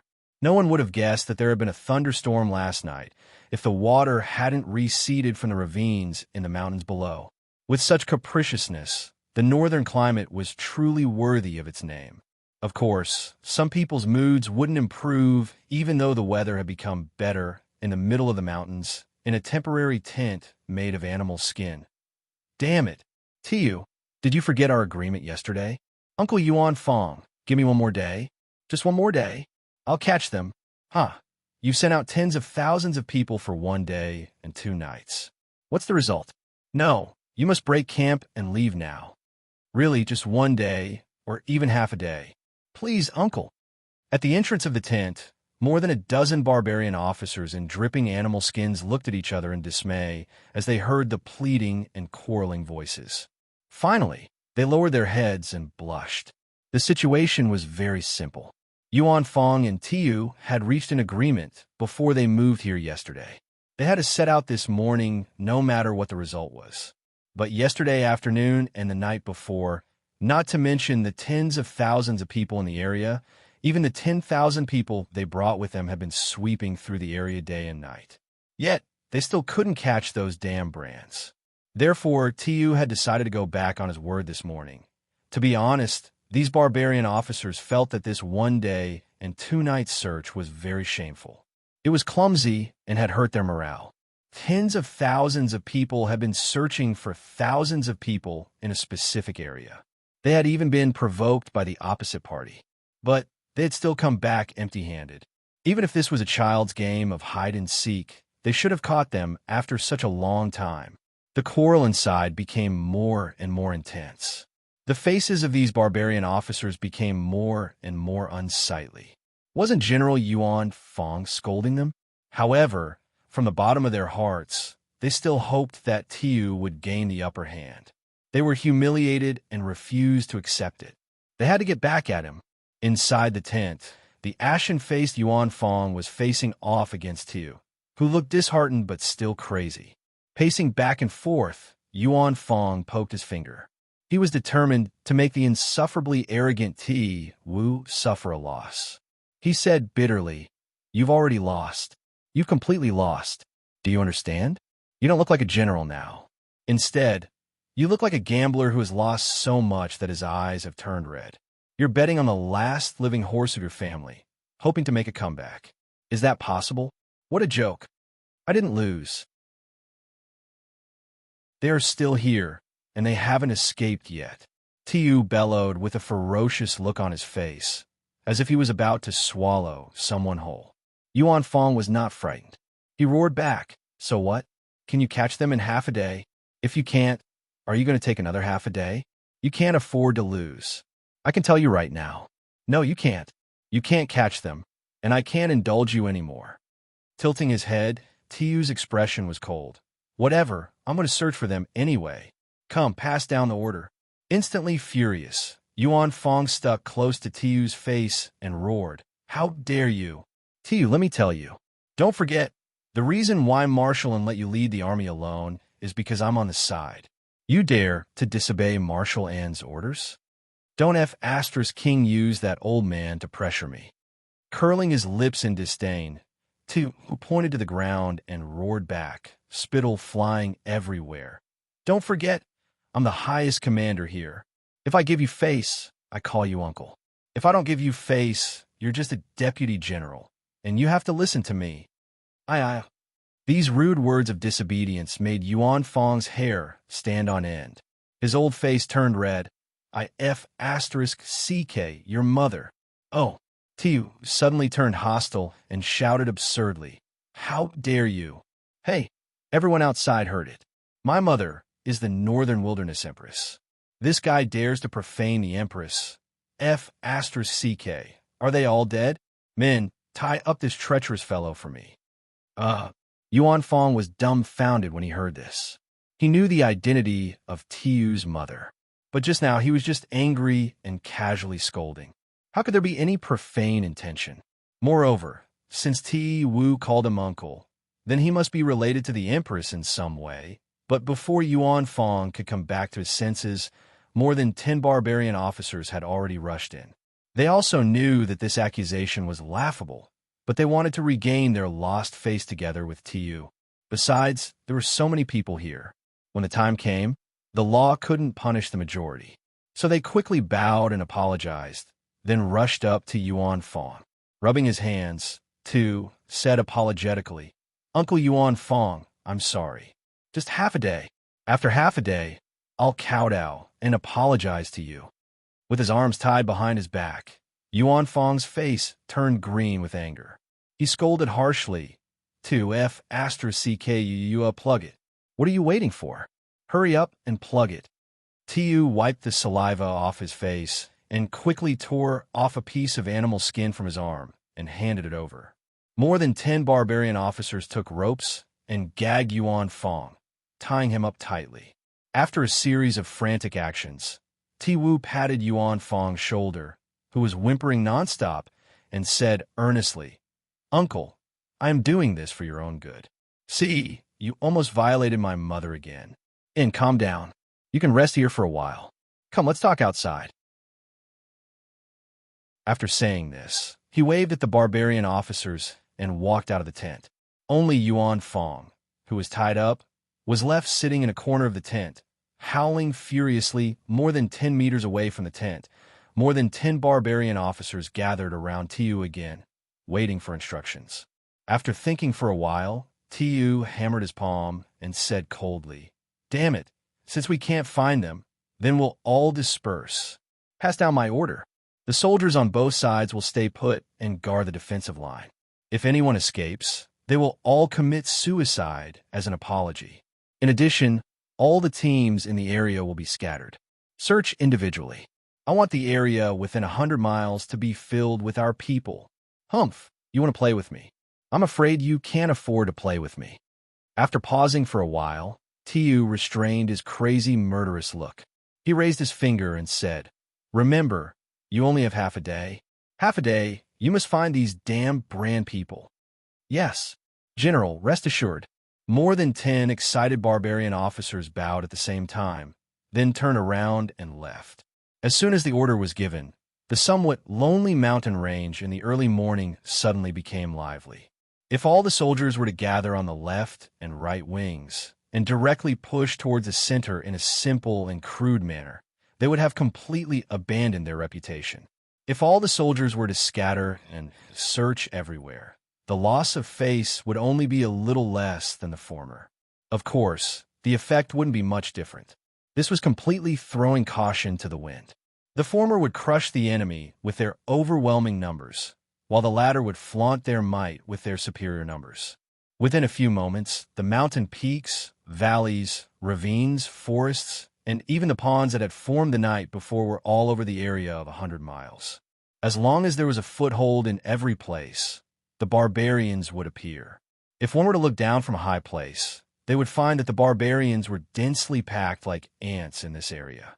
This was a real war with a sea of people. In the face of such a force, the barbarians felt that all their plans were just a joke. But was this really the case? In the morning, a barbarian wrapped in black bear skin walked out of a ravine with a disappointed look on his face. He kept shaking his head, looking very disheartened. Then, he looked around and couldn't help but stop. A few dozen meters away, a few barbarians were walking towards him. When they saw him, they were slightly startled. "Hi, how is it? Did you find him?" Using the vague brand language, the barbarian wearing bear skin took a few steps forward and took the initiative to greet them. Blue, the barbarian opposite him, also shook his head in disappointment. He replied with a vague northern wilderness language, probably not meaning anything. The people of the northern wilderness had been eyeing the brand for a long time. Throughout the year, there were constant battles and small battles. However, they respected the brand language and culture. Basically, the high-ranking officers used the brand language, and it was relatively clear and fluent. Although the ordinary barbarians could also speak a little simpler, their accent was very vague. Therefore, they were used to communicating in the barbarian language. Therefore, blue on this side and blue on the other side were separated by a distance of 10 meters. They all shook their heads in disappointment because they didn't find anything. After a while, the barbarian wearing bear skin casually raised his hand and pointed to the left. He started to walk towards the hill in that direction. The barbarians now had two choices. They could either go to the mountain path on the right or enter the ravine in front of them. The ravine had just been searched by the barbarian wearing bear skin. Naturally, there was no need to go there. Therefore, the barbarians turned around and walked towards the right. However, after a few steps, one of the barbarians suddenly turned around and raised his hand to point to the right. He asked loudly, "Mali hula?" After the barbarian finished speaking, the barbarian wearing bear skin turned his head in surprise. He glanced at the barbarian's hand gesture and waved his hand. He continued to speak in the vague brand language. "Oh, that side hasn't been searched. You guys go there and take a look." Nodding his head, the barbarian waved his hand and turned his head, "La Maya." It seemed like he meant to say goodbye. However, the distance between the two parties was quite far, and the voice that was transmitted over was also quite vague. The barbarian, wearing bear skin, was startled for a moment. Then, he continued to wave his hand and turned his head, "La Maya, you buy a dish, Sinal." This messy barbarian language was also very vague. When the barbarian heard this, he was stunned. He opened his mouth and turned his head to look at the barbarian wearing bear skin who was walking away with large strides. Then, he shrugged his shoulders and thought that he had misheard. He then turned around and left with the other barbarians. A moment later, just as these barbarians disappeared around the corner of the mountain road, the barbarian wearing the bearskin sneaked back and looked around. Then, he straightened his body and wiped the sweat off his forehead. He muttered to himself, "Damn, what kind of language is this? This is simply not something a human can do."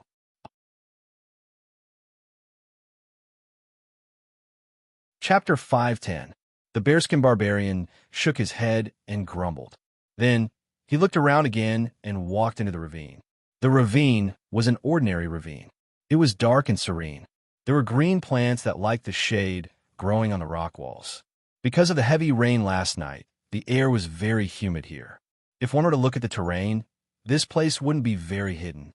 But because of someone, this place had become the best safe harbor. Boss. Brother Tang in. Mr. Tang. As soon as he stepped into the ravine, he heard a lot of greetings and footsteps. If those barbarians had chosen to enter the ravine, they would have been shocked to find the several hundred brand soldiers hiding here. Moreover, their companion wearing the bearskin was smiling and responding to the brand's greetings. Of course, they would have been dead by then. The bearskin barbarian was Tang in. There was no need to talk about his camouflage skills. The most important thing was the camouflage material. Well, the bearskin was from the 2 black bears that he had killed. The black hair that was exposed on his arm was added later. The source of the material was the 2 dead barbarians. There was no doubt that the human wave tactic was very powerful, especially in this kind of situation. But from a certain point of view, this tactic was also very weak. The flaws were very obvious. Take the previous scene as an example. If it had been a group of barbarians, they wouldn't have paid any attention to Tang In. Even if he was a barbarian, they wouldn't have paid any attention to him. Tang In's words, expressions, body movements, and so on could only be used if there were only 1 or a few barbarians. Thus, they would give up on searching the ravine. Of course, the success rate of this kind of trick wasn't 100%. But even if the flaws were discovered, the barbarians were running around the mountain without any order. Their search field had been expanded, but their personal safety was no longer guaranteed. Moreover, in this situation where tens of thousands of people went berserk, not to mention Tiu and the others, even Tang In could only watch helplessly. Perhaps the only way to control this situation was to equip the killer system with a satellite. Therefore, in this chaotic situation, Tang In was able to kill a few barbarians who had seen through his plan without making a sound. There would not be any commotion, and no one would come knocking on his door. Of course, this did not mean that Tiu's strategy of going berserk was a failure. It could only be said that he was very unlucky to have met Tang In, a freak who was proficient in both precise control of a small area and disguise. After greeting them, Tang In sat next to Fry and the others. He shook his head and said, "The daily barbarian language you taught me is not reliable. I didn't use any of it just now. No, it seems that I have to catch a barbarian officer to translate. This language is too difficult to understand." Fry and the others smiled bitterly and spread out their hands. "We don't know much about it. We're only slightly familiar with the barbarians' tactical language, and the way they scold people on the battlefield. That's right. Those barbarians speak like they have stones in their mouths. Who knows what they're saying? Haha, but Brother Tangen's reaction is really good. I really admire you for being able to understand it just by looking at it." Taka gave a thumbs up and said with a smile, Lucky. It was purely a blind guess." Ha! After laughing for a while, the commanders finally got to the main topic. Brother Twain's methods are really nothing to say. Compared to you, I allow AI, I've lived most of my life as a jackal. But, after hesitating for a while, said slowly, "We've discussed it just now. Now that the barbarians have used such a tactic, do you think they're going to go crazy for the last time?" Taka, and Frey's old brothers were all veterans who had been on the battlefield for many years. But even they were a little stunned after seeing the actions of the barbarian commander in 1 day and 2 nights. When had they ever seen tens of thousands of people surrounding hundreds of people? When had they ever seen such a domineering and brainless strategy of scattering tens of thousands of people and letting the soldiers run all over the mountains to search for people? To be honest, their hearts were beating like drums. With such a crazy opponent, he should be able to do all kinds of weird things easily. This time, they were searching for people. What would the next time be? I agree with Brother Erd. Tangan nodded and did not deny it. The enemy has tens of thousands of people. They can't waste too much time with us. This should be the last time they go crazy. Pause for a while. He waved his hand at the few people who wanted to say something. Wait for me to finish. I know everyone's worries. You're just worried that the enemy will concentrate all the soldiers on our left and right sides and directly force their way in. This method will take more time and energy. Of course, the enemy commander is crazy, so it's not surprising that they'll use this method. After saying what Fry and the others were worried about, Tang In smiled and said casually, "But I've also thought about this. Misho and the others also surveyed a few places yesterday. If it really comes to that, the barbarians will have to withdraw and gather here. So we can play the long-distance flying game again. When they're close to us, we'll directly land behind them. Of course." He glanced at Fry, Ert, and Taka. "At that time, we'll only be able to get rid of them temporarily. If the enemy continues to pursue us, we'll end up like a few days ago. In the end, we'll still be surrounded by them in the dark. I'm not a god. Once the flying game is exposed, we can't play anymore. The enemy has accumulated experience. The next time they search for us, they'll definitely use force. So we're still going to die?" Taka raised his head and asked. He was not depressed. After all, as they said before, they were lucky to be able to live until now. They did not dare to ask for too much. He nodded. "If we still do what we did before, we'll probably die." After a pause, Tang In narrowed his long and narrow eyes and chuckled. "But if we land behind them and directly scatter, we'll have a chance to survive." "Haha, the enemy dares to scatter here because they're sure that we're in this area. But if we run in all directions in the wilderness hundreds of kilometers away, tens of thousands of barbarians won't chase after us. We're not Z, and they're not idle people. They won't do such a troublesome thing. But at that time, the enemy will definitely not be convinced in a short period of time, and the barbarian commander is a crazy guy, so he'll definitely chase after us for a while. There's no other way. Everyone just choose a direction and try to run. It's best to scatter as far as possible and leave it to fate." The faint voice gradually disappeared in the deep and silent mountain stream, and then was swept away by the sound of the shallow stream. The content of the words was negative, but everyone's reaction was the same as Tang In's calm tone. They nodded with a calm expression. There was indeed nothing to worry about. It was already good enough that there was a way to save so many people. Good, if it really comes to that, then let's do it. Eltek and Taka expressed their agreement almost at the same time. Mr. Tang said it well. "Then we'll leave it to fate. But I'll say this. If the barbarians catch up with me, I'll try to kill one of them. I've always been unlucky. Let's make an agreement first. If anyone returns to the army alive, they must spread the news. A few hundred people playing with tens of thousands of barbarians. It's so King satisfying. My life is worth it." The deliberately suppressed laughter did not affect the relaxed mood of everyone. They talked about life and death without any taboo and were happy and carefree. Tangan looked around. The smile on his face did not fade, but his eyes flashed a few times. It was not wrong to say that they would leave it to fate, but if it really came to that, there would be a lot of casualties among these soldiers. And he would definitely bring the members of the Gray Space and Fry with him. With the sharp fighting power of the spear and his ability to escape, this small team would have a high chance of escaping without any casualties. Of course, before that, he would also bring the unconscious Eltek and Taka. No matter what, he had to bring back 2 witnesses. It was not a good idea to say it out loud, but it was definitely not selfish. The so-called leaving it to fate was based on one's ability. Not to mention that Tang In never owed these soldiers anything, He could even be said to be their savior. Naturally, he would not feel guilty. Boss! At this moment, David, who was guarding the entrance of the valley, turned his head and shouted, "Get ready! More barbarians are coming." F***CK. Tang In rubbed his forehead gloomily and got up helplessly. This kind of technical work was not something that others could do. Only he could do it, but if it was just once or twice, he could bear with it. The key was that the frequency was too high. Basically, there would be barbarians visiting this place every 10 minutes. Tang In even suspected that if this continued, he would become a tongue-tied person.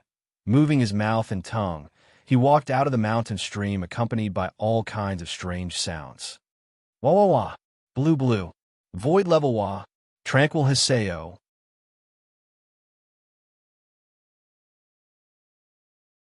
Chapter 511. The gloomy sun slowly rose. It turned from a rouge red in the early morning to a short orange. Then, it turned pale in the afternoon and became even more gloomy. Finally, it reached the top of his head. Tiu sat on a stone with his head raised and his eyes narrowed. He looked like a statue as he stared at the sky without moving for a long time. The crazed look on his face had already subsided. He looked a little disheartened. Then, he gradually became calm. It seemed as if he had accepted his fate and was in a daze. Tap, tap, tap. Messy and heavy footsteps gradually approached. Tiu glanced sideways at the dozen or so officers. They looked travel-worn. Their heads were lowered, and he couldn't see their faces. However, their hesitant appearance had undoubtedly explained everything. Although he had expected this, Tiu couldn't help but sigh in his heart. Then he slowly closed his eyes. The dozen or so barbarian officers stopped in front of Tiu. They opened their mouths, but didn't say a word. Their lowered faces were full of frustration and humiliation. Yes, they had failed again. They had walked back and forth in this 100-kilometer area many times. They had no choice but to admit that their skills were inferior, even if they didn't want to admit it. Tiu seemed to have adjusted his mood. When he lowered his head and opened his eyes again, his face was calm. He waved his hand and said, "Forget it. Tell everyone to withdraw." "General," some officers were still unwilling to admit defeat. Then, they looked at the sun and said anxiously, "It's not noon yet. We can search again." "It's meaningless." Tiu looked at the endless mountains and hills in his sight. A trace of bitterness appeared at the corners of his mouth. Just like General Yuan Fong said, "We have lost. We have lost long ago." "General," a barbarian officer hesitated for a moment. Then he clenched his teeth and knelt down on one knee. He said in a deep voice, "We can concentrate all the soldiers on the left and right wings. We can pull a net and push them to death." Everyone could think of this stupid idea. However, saying it would mean rejecting Tiu's previous strategy. Therefore, this officer was hesitant. However, the humiliation in his heart made him mention it. Tiu's eyes twitched a few times when he heard this. However, his expression remained calm. He waved his hand and said, "Get up. I know what you mean. Well, we didn't use this method before. It has led to our current failure. As the saying goes, when the chief general is humiliated, the three armies are furious." Hearing this, the officer was ashamed and asked for forgiveness. "General," waving his hand to interrupt, Tiu narrowed his eyes and raised his chin slightly. "You've misunderstood me. Well, even if I were given another chance to start over, I wouldn't use this method." Glancing at the confused barbarian officer, Tiu continued, "That's right. This is indeed the simplest and most effective method. But don't forget, we have tens of thousands of northern wilderness warriors here, and the other side is only a few thousand soldiers led by a nameless junior. Let's not talk about whether this method will work. Even if we catch and kill them, do you think we'll win or lose?" Some of the officers were deep in thought when they heard this, while others disagreed. "I know what you're thinking. On the battlefield, the only thing that matters is the outcome. But now it was not worth it. After all, the other party is not Z. If we use such a despicable method, killing them will only relieve us of our humiliation, but our morale and confidence will weaken. It will be difficult for us to raise our heads again. So, it's best to take this opportunity to withdraw." The barbarian officers looked at each other and nodded silently. Whether they agreed or not, Tiu had already made up his mind. They could only choose to obey. Seeing this, Tiu nodded slightly, but he sighed in his heart. What he said just now was from the bottom of his heart. He also admitted that he was a little arrogant, but most of it was from the big picture. In fact, compared to this, Tiu was more worried about what would happen if they failed to catch the other party after using this method. To be honest, considering the other party's demonic performance, Tiu felt that the possibility of this happening was very high. If this really happened, the morale of this army would definitely plummet. At that time, they wouldn't even think about ambushing the Zechen Legion. They would just pack up and go home. At this time, the officer who asked for forgiveness earlier complained in a low voice, "Are we just going to let them go like this?" Of course not. Although this complaint was low, it was still heard by Tiu. Hearing this, he didn't hesitate to deny it. His calm expression flashed with a trace of anger. "Actually, we used the wrong method from the beginning. The other party's soldiers are very flexible in hiding and moving. Their commander, well, he's not an ordinary person. If we want to catch such a small elite team, having too many people will make us bloat and not be as effective as we should be." Speaking up to here, Tiu curled his lips and ridiculed. "It's a pity that we were given too few Serpentis Guard. Otherwise, how could we have fallen into such a situation? Those cowardly pigs. But it doesn't matter. Recently, my tribe's wilderness wolf cavalry passed by this area. I'll send them a letter and ask them to send some people over. Humph, if we retreat, the other party will definitely be careless. With the wilderness wolf cavalry's tracking skills, as long as they haven't left the wilderness in a short period of time, it'll be easy to find them. At that time, they'll still have to die." Hua, Tiu's murderous words immediately stirred up the dozen barbarian officers. As people of the northern wilderness, they naturally knew the power of the wilderness wolf cavalry. As long as they were willing to act, the other party wouldn't be able to escape. Good.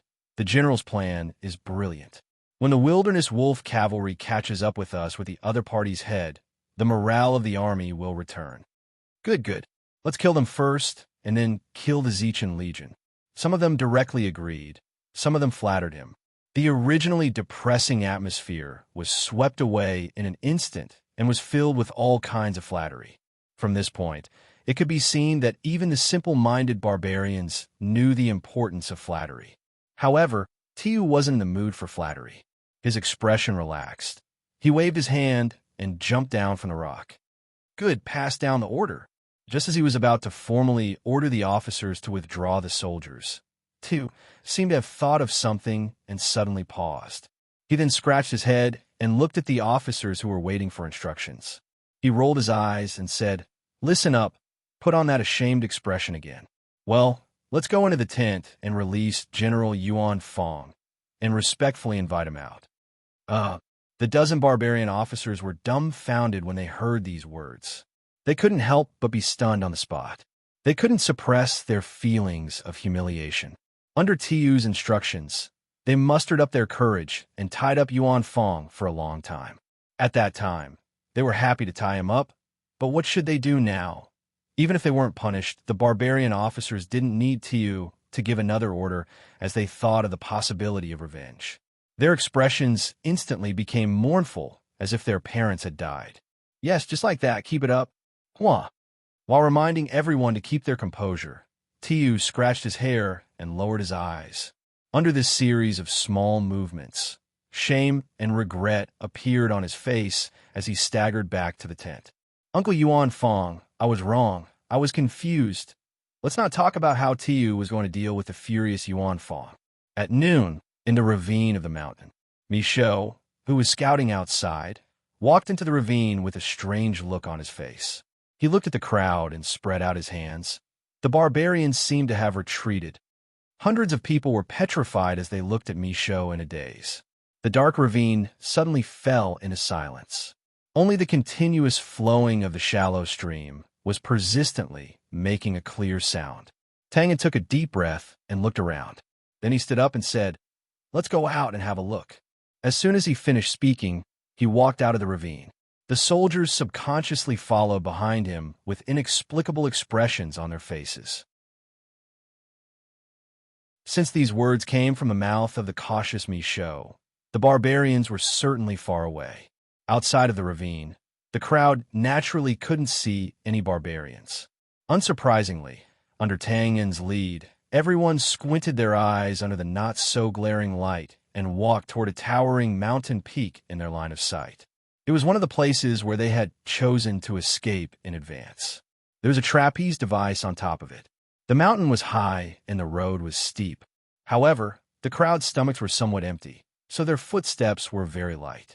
After a while, they reached the top of the mountain. They didn't have time to rest. They faced the cold wind and looked into the distance.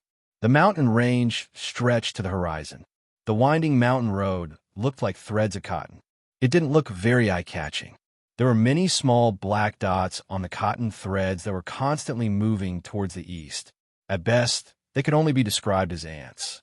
However, who would have thought that these insignificant ants were the army of several tens of thousands of barbarians that had caused everyone's complexion to change? They actually retreated. The barbarians retreated. Am I seeing things? The soldiers looked at each other in dismay. Their expressions were very complicated. They were pleasantly surprised, bewildered, and incredulous. But generally speaking, they couldn't believe it. There were tens of thousands of barbarians. No matter how much they looked down on the barbarians before, they had to admit that such a force was completely irresistible. But now, the result of their gazes was that tens of thousands of barbarians had retreated. How could they believe this? This situation lasted for about a few minutes. Then, a cheer came from somewhere. Then, all kinds of uncontrollable cries of ecstasy rang out. The entire mountain peak was in an uproar. "We won! We won! Go and play with your eggs, barbarians! I survived! Huh! Wow! Spears, heavy swords, battle axes." Hundreds of weapons were raised at the same time. They were shouting in ecstasy. The hundreds of soldiers on the mountain peak had turned into hundreds of lunatics. They were crazily jumping around and celebrating, seeing that the barbarians had indeed retreated to the east, not the left or the right. Tang unclenched his fist and suddenly waved it down. Even someone as calm as him was ecstatic at this time. However, he didn't lose his rationality. He pulled Michaud over and said, "Take a few people and follow them. Make sure." Before he could finish his words, Tang En was suddenly surrounded by ecstatic soldiers. Before he could react, he was lifted up by 8 arms and legs. Michaud nimbly withdrew from the crowd and looked at the cheering Tang En. He then nodded at Tang En and retreated down the mountain peak with Luke and the others. Behind them, there was a wave of cheers. "Oh, we won! We won!"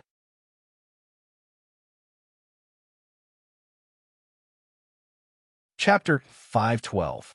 The fact that all the barbarians had retreated was good news for the soldiers. However, after the celebration, most of them gradually came to their senses and began to worry about their gains and losses. After all, the barbarians had only temporarily disappeared from their sight. It was hard to say whether they would concentrate on the two sides and crush them. Indeed, judging from the direction of the barbarians' retreat, the barbarians should have given up. However, after a day and 2 nights, the crazy barbarian commander still made them nervous. However, this worry didn't last long. Soon, Michaud and the others returned with the news that the barbarians had indeed collectively retreated to the east. Their worries disappeared in an instant, and a new round of cheers was set off.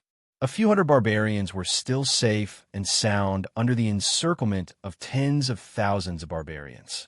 In the end, they had forced the barbarians to retreat. Although they didn't kill many barbarians, this achievement was enough to make them happy and proud. In the end, no one knew who suggested it, but when the soldiers went down the mountain, they once again tried the feeling of flying in the air. However, this time, of course, they didn't have to tremble with fear like before. Some of them shouted, "Victory! We won!" And some of them directly used the local slang to greet the barbarians' ancestors. Some of them even said that they wanted to have some kind of sexual relationship with the barbarians' female characters. Of course, it was only because the barbarians were far away that they didn't hear it. Otherwise, if they heard that these people were molesting Diwu's mother, the empress of the northern wasteland, they would chase them to the ends of the earth after the celebration. Tang In, Fry, and the others had a discussion. Finally, they decided to go to the east. That was the direction in which tens of thousands of barbarians had retreated. Of course, they would choose a route that was further away. There was a reason for this. First of all, they had no intention of continuing to provoke the barbarians. After all, the size of the barbarians' army was obvious. Why did they have to court death? Moreover, it was the second time. The reason why they chose the east was because they had already walked for a few days. This direction was the shortest way to leave the wilderness.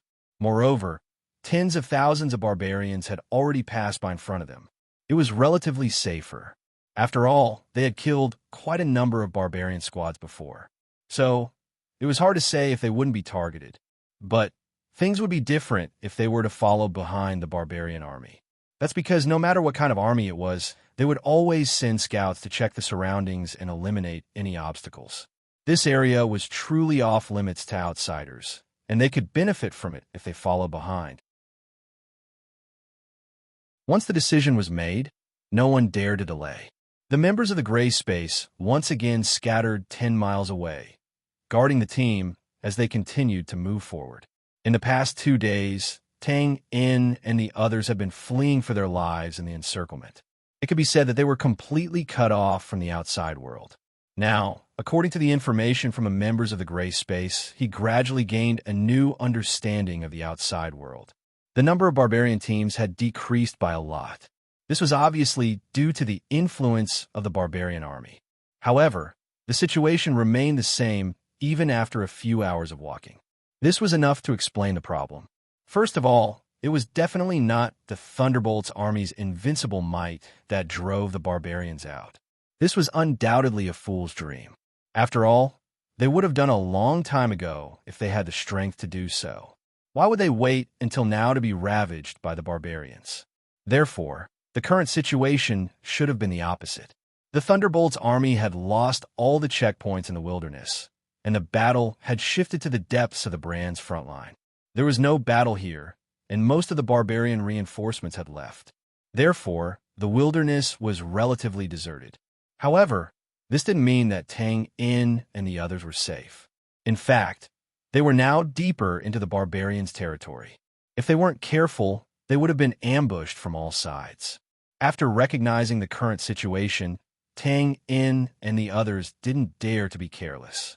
They kept moving away from the barbarian army and continued to look for opportunities to attack the barbarian squads. There was no other way.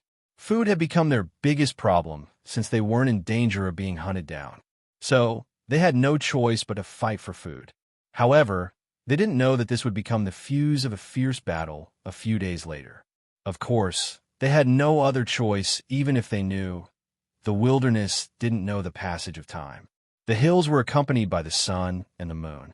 The sun set and the stars were sparse.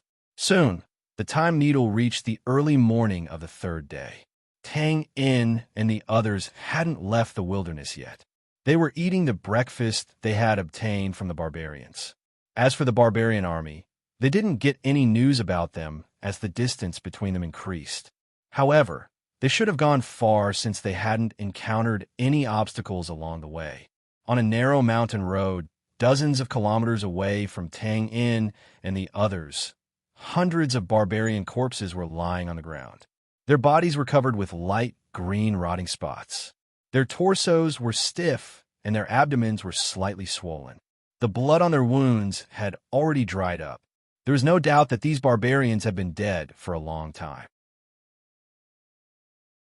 Fortunately, the climate in the north was cold. Otherwise, the rotting characteristics of these corpses would have been more obvious. Of course, the surrounding area was still filled with a foul smell even now. So, no one was allowed to enter. However, such a disgusting thing had become the favorite food of some animals. White-headed vultures, pitch-black crows, carrion-eating beasts. Many animals that liked to eat rotting flesh had gathered here. They lived in harmony with each other as they gobbled up the food in front of them. Suddenly, a white-headed vulture near the periphery raised its head. It turned its barbed beak and looked around vigilantly. It seemed that it had discovered something or heard some suspicious sound. At this moment, a long wolf howl was heard from afar. It made people's hearts turn cold. All the carrion-eating beasts stopped eating and turned their heads to look around. The white-headed vulture quickly locked on to the direction. Its brown irises looked towards the end of the mountain road in the distance. Suddenly, a black dot broke in. Then, more black dots gathered and rushed towards them. Flutter! The white-headed vulture seemed to have sensed the danger. It flapped its wings and soared into the sky. Its vision became wider as it flew higher. The black dots that were running down, there weren't any black dots. They were huge wolves wearing green armor. However, the speed of these beasts was extremely fast, even though they were wearing armor. They didn't seem to be affected by the change in direction. Some barbarians were sitting on top of these wolves. However, the treatment of these barbarians was much worse than that of the huge wolves. They were only wearing the skins of unknown beasts. They held long spears in their hands and had more than a dozen half-fan-shaped short spears on their backs. The white-headed vulture's evasive action seemed to have awakened the other carrion-eating beasts. The birds flew away and the beasts ran away. It was a chaotic situation. However, there was a large carrion-eating beast with the size of a calf. It had shiny scales on its body. It didn't want to leave. It looked at the pack of wolves running towards it. Then, it dragged the corpse of a barbarian and moved back. However, it didn't take more than a few steps. Suddenly, a black shadow flashed past. It easily pierced through the sturdy scales on the carrion-eating beast's head and nailed it to the ground. It was a short spear made of green steel. Most of it had already sunk into the carrion-eating beast's head. This blow was fatal. Even though the carrion-eating beast had a strong vitality, it could only kick its hind legs a few times. Then, it let out a whine and became motionless. Needless to say, this short spear had come from the barbarian riders riding on the huge wolves. However, it was still shocking even though everyone knew that this was the case. The barbarian riders were more than 200 meters away from the carrion-eating beast. Moreover, they were riding on the undulating backs of the wolves. But the accuracy of this spear was enough to shock the world. The sound of the pack of wolves running was very light. It wasn't like the sound of thunder when a horse galloped. However, the speed of the pack of wolves was much faster. The pack of wolves arrived at the carrion-eating mountain road in a moment. The pack of wolves didn't seem to be afraid of anything. It seemed that they didn't smell the stench of this place. They slowed down their speed and rushed forward. The majestic barbarian on the head of the wolf stretched out his hand and pulled out the short spear that was nailed to the carrion-eating beast's head. He didn't wipe off the bloodstains. Instead, he inserted the spear into his back. Then, he jumped down from the wolf's back. He crouched down and carefully examined the corpse of the barbarian in front of the carrion-eating beast's mouth. The barbarian riders behind him also did the same. They moved the corpse of their companion with an indifferent look on their faces. They gathered together and said a few words in the barbarian language. It seemed that they had reached a consensus. Then, they jumped back on the wolf's back and continued to run. They were running in the direction where Tang In and the others were now.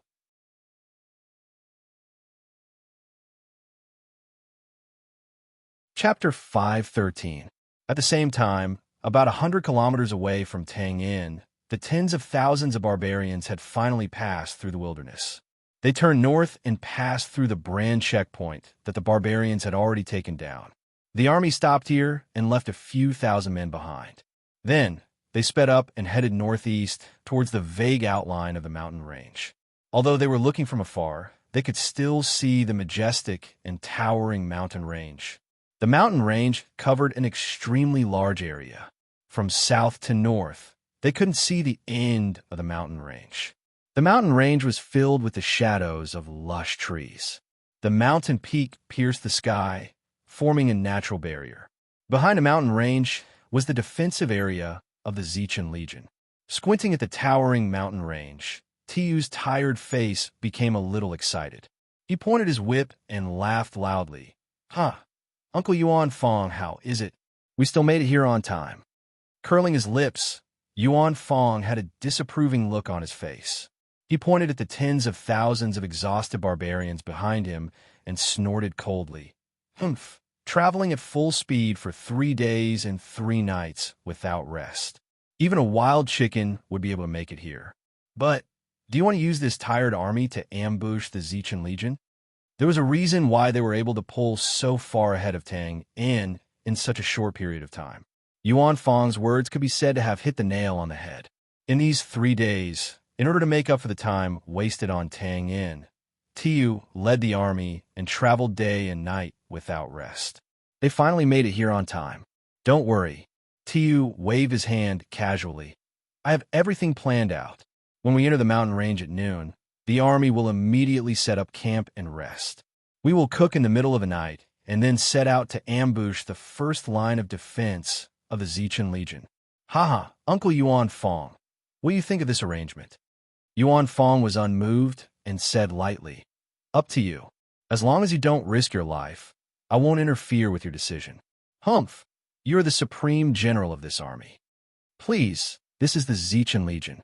Z, can't you show some emotion? Ugh.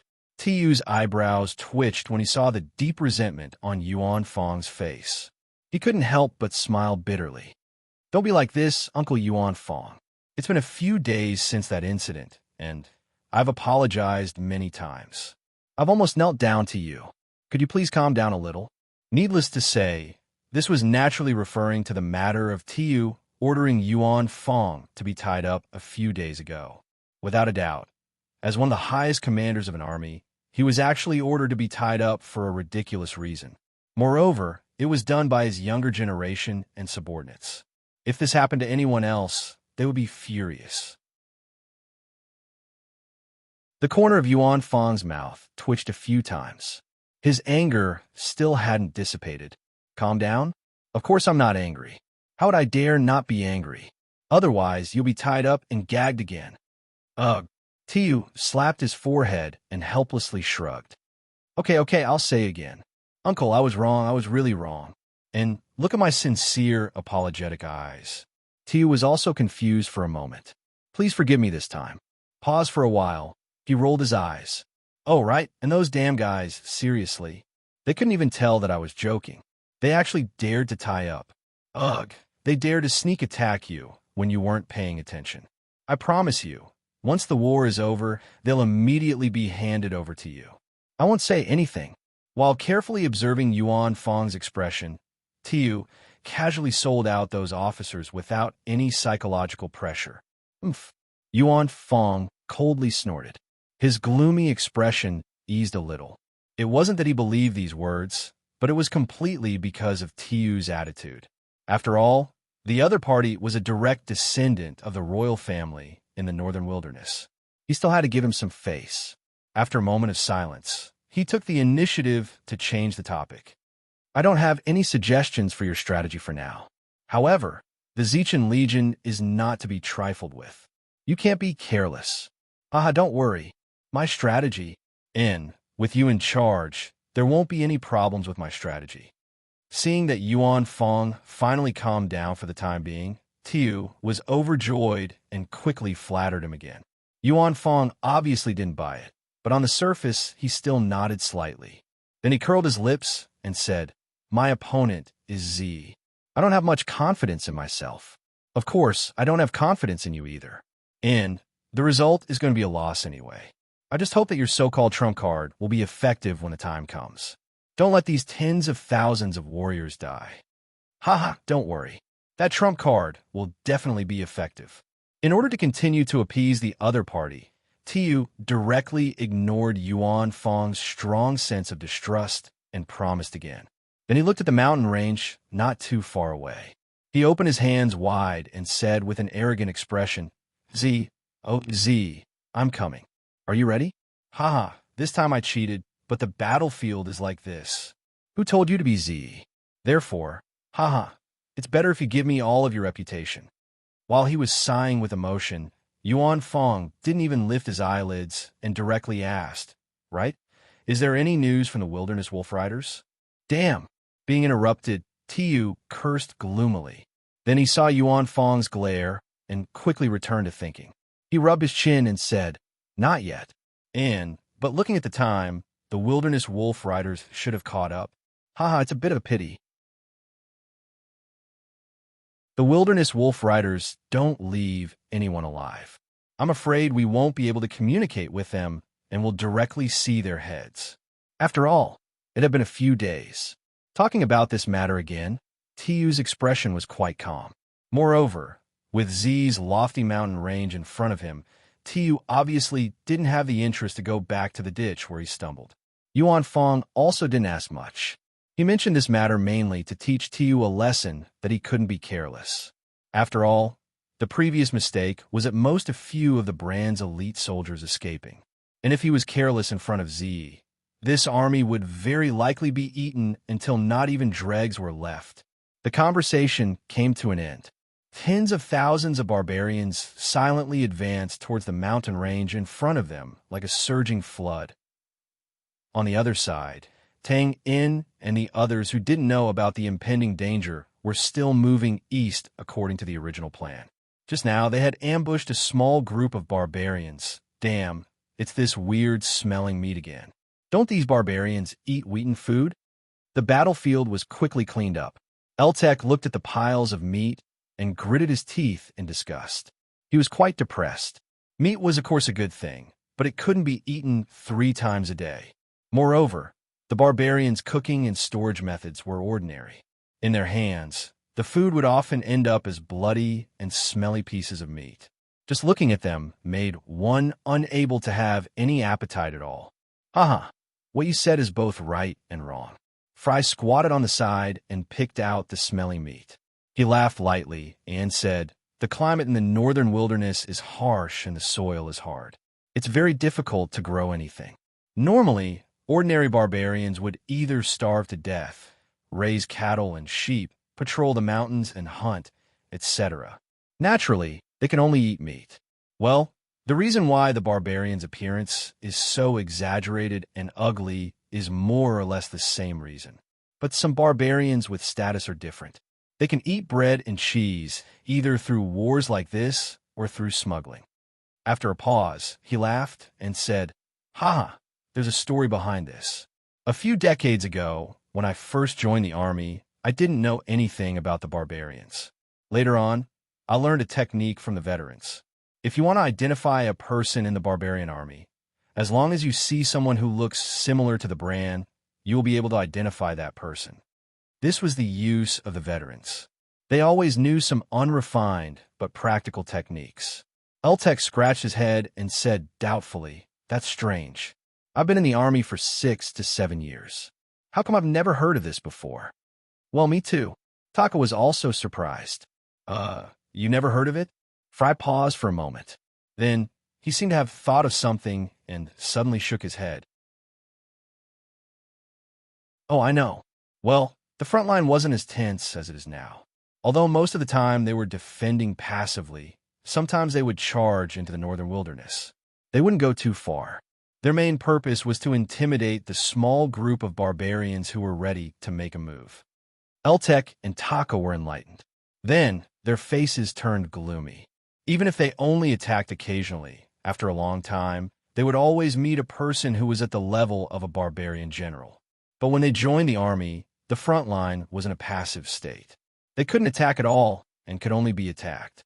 As a result, they could only see small barbarian soldiers charging at the front lines. It was very difficult to see the barbarian general in the middle of the army. It had only been a few decades, but the situation at the front line had changed so much. This made Eltek and the other brand officers feel ashamed. At this moment, Tang In walked over with an animal skin water bag. He smiled and threw it to Eltek, who was closest to him. "Haha, you're in luck. Didn't you always talk about it? Now you've finally found something." Eltek received it with a puzzled expression. Then, he opened the lid and put it in front of his nose. "What is this? Damn, it's wine." Taka, who was at the side, heard this and immediately came over. "Is it really wine?" Eltek looked up and laughed. He was overjoyed. "Haha, I can't be wrong. The barbarian's wine is very strong.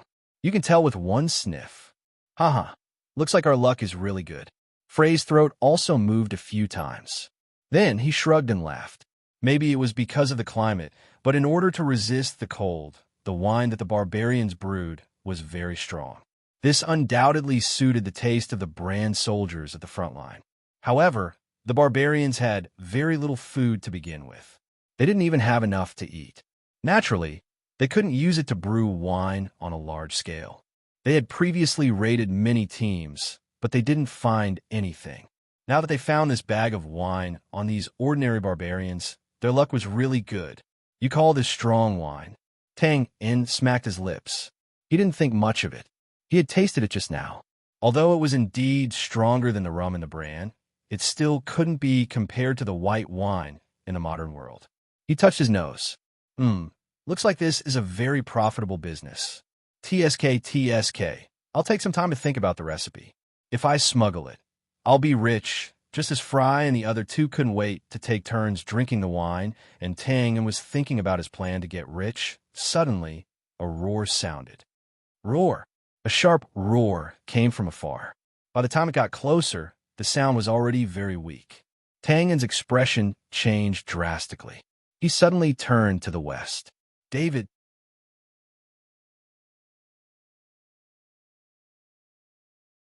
Chapter 514. David, after calling out the owner of the howl, Tangen narrowed his eyes and quickly scanned the surroundings. He shouted, "Everyone listen to my order. Target, the forest 200 meters ahead on the left. Run, run." As soon as he finished speaking, there was a brief pause.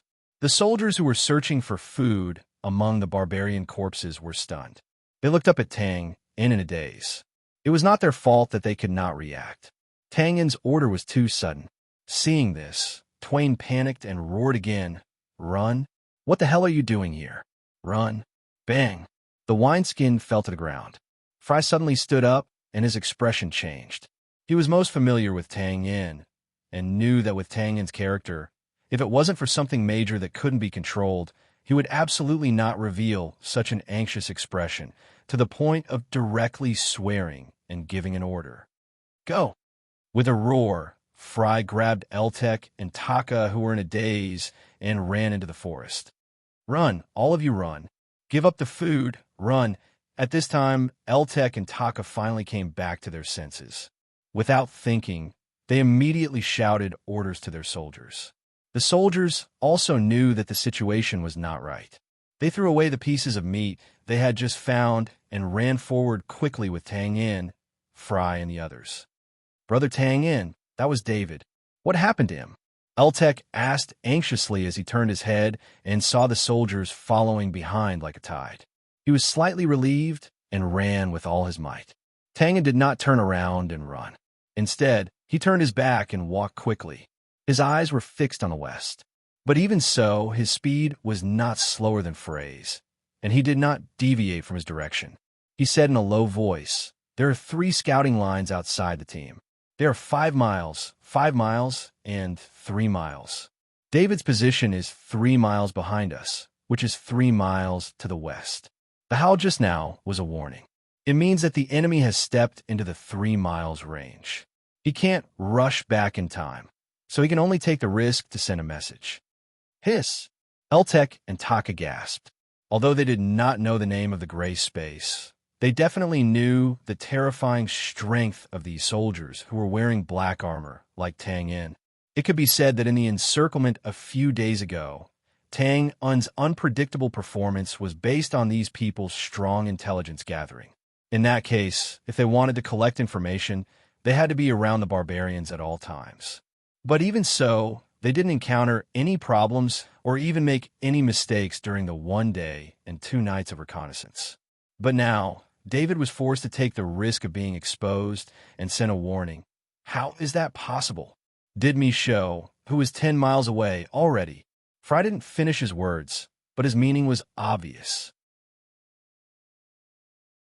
What would happen if Michaud was only 3 miles away from them? What would happen if they were 5 or 10 miles away? No, there is another possibility. Tangen's face was serious. He was the founder of the Gray Space, so he certainly knew the strength of the members. It was impossible for them to be killed so quietly. He calmly analyzed the situation. What if the enemy is too fast for Michaud to send a message? Well, the enemy should be cavalry and not ordinary cavalry. Otherwise, with Michaud's speed, it is impossible for him not to come back by now. The speed of Michaud's group was terrifying, but as long as they were human, there must be a limit. Within a short distance, Michaud could easily rely on his explosive power to get rid of the galloping horses, but if the distance was longer, the four-legged beasts would inevitably win in the end.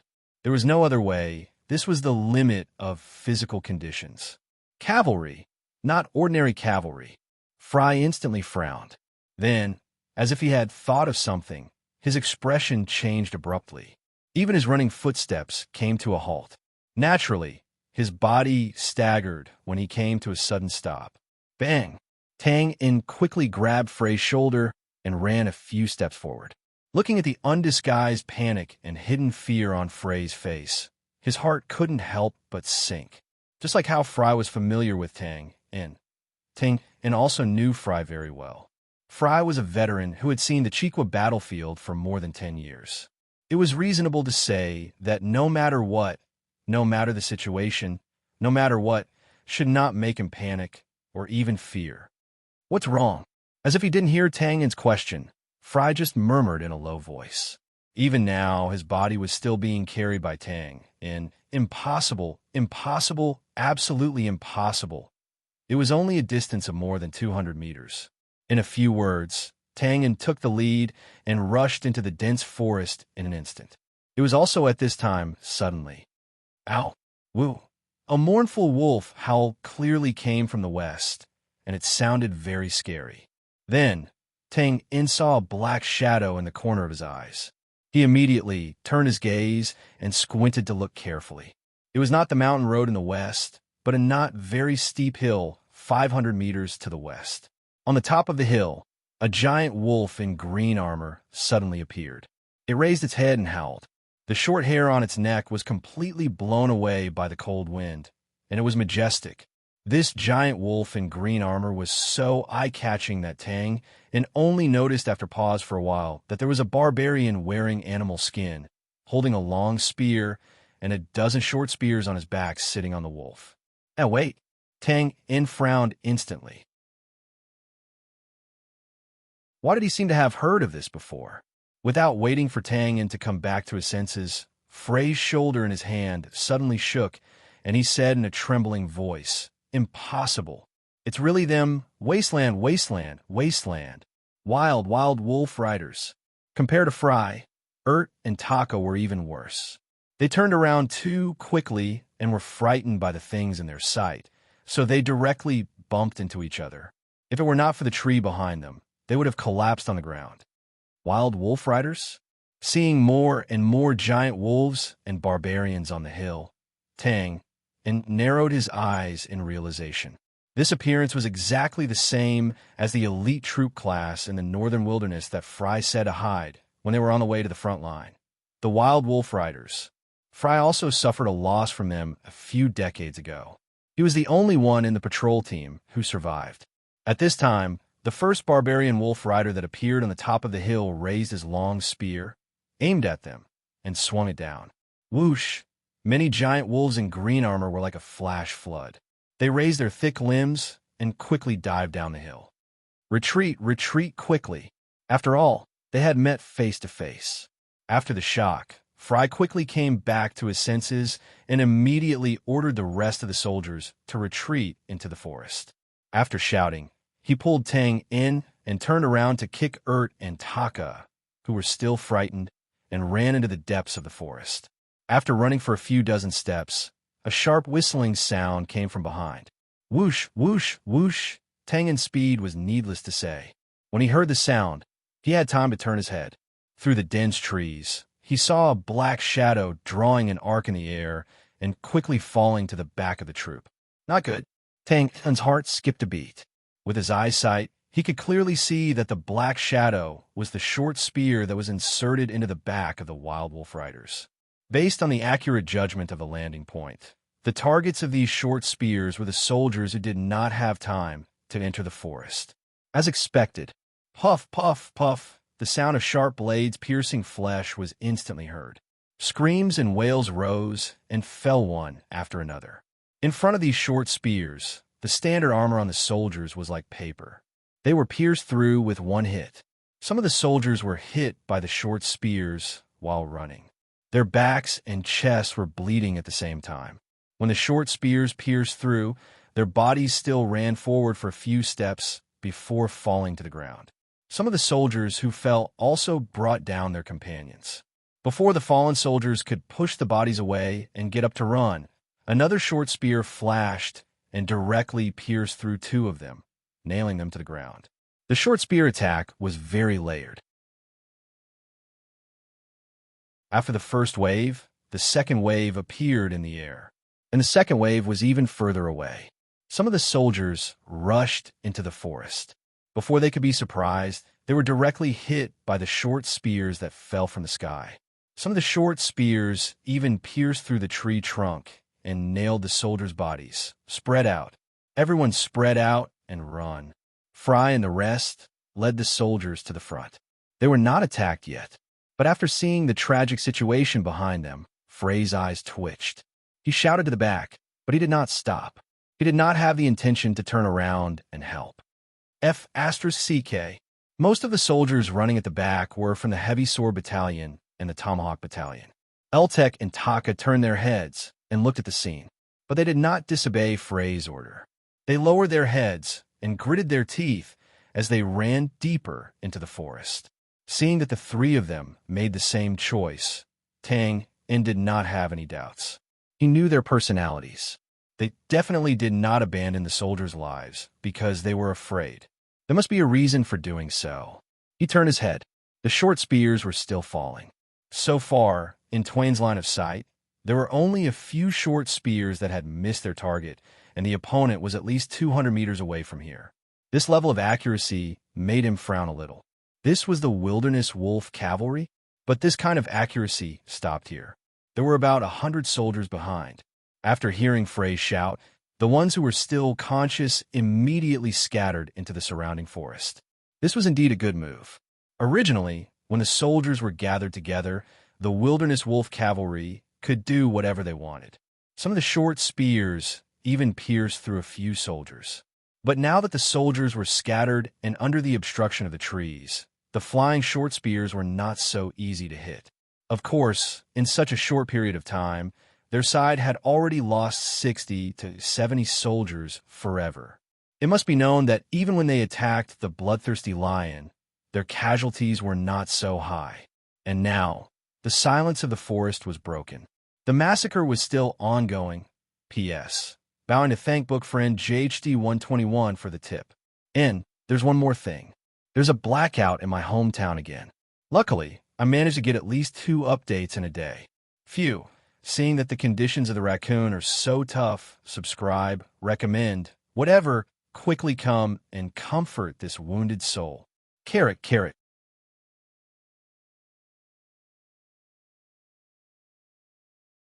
Chapter 5:15. This forest wasn't big, but it wasn't small either.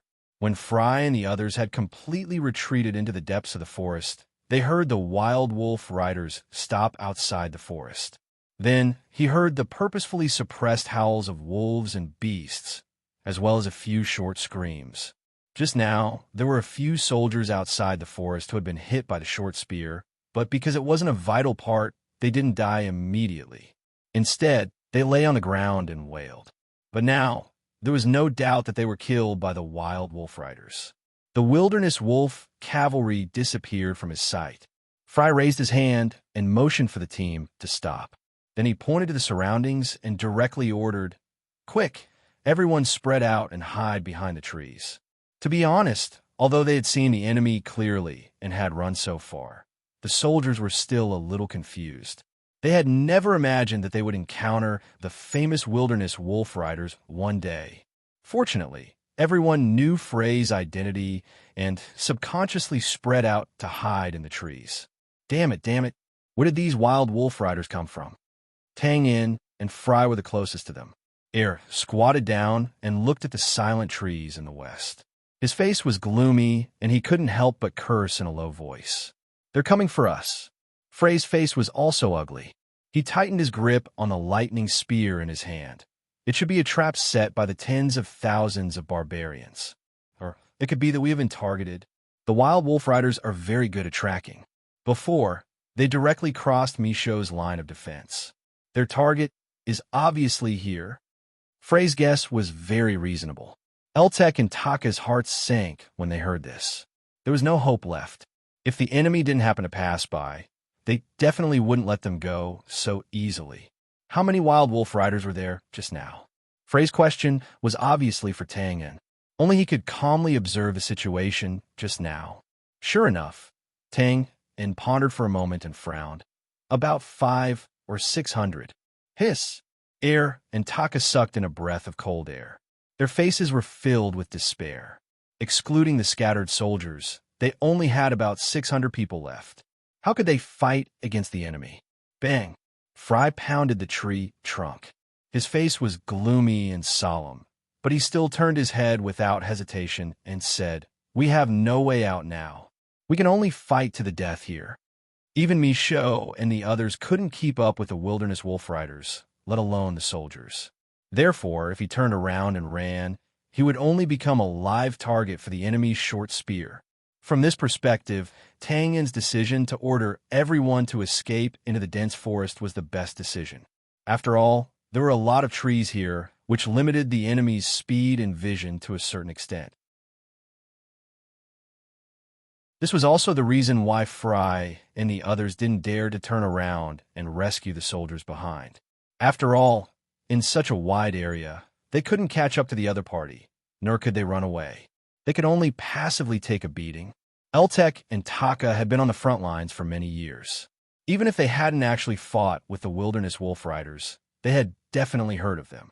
Therefore, even though he had no confidence in his heart, he could only nod his head firmly. After quickly reaching a consensus, the order was quickly passed down to every soldier. The soldiers also knew that it was a matter of life and death. They all gritted their teeth and stared at the forest in the west, ready to fight. This kind of fighting to the death state was the result of breaking through the bloodthirsty lion riders and forcing tens of thousands of barbarians to retreat. If it was an ordinary brand soldier, under such a large disparity in strength, they would have already collapsed. Fry nodded slightly and then slightly leaned to the side and said in a low voice, "Tang, I know you can run. If the situation is not good, don't worry about us. If you can, just leave." Hearing this, Tangen was slightly startled. He turned to look at Fry, whose expression was full of determination, as if he had already made up his mind to die. Without being pretentious, he nodded slightly and said noncommittally, "Well, let's wait and see the situation first." Tangen wasn't a soldier and was unfamiliar with the wilderness wolf riders.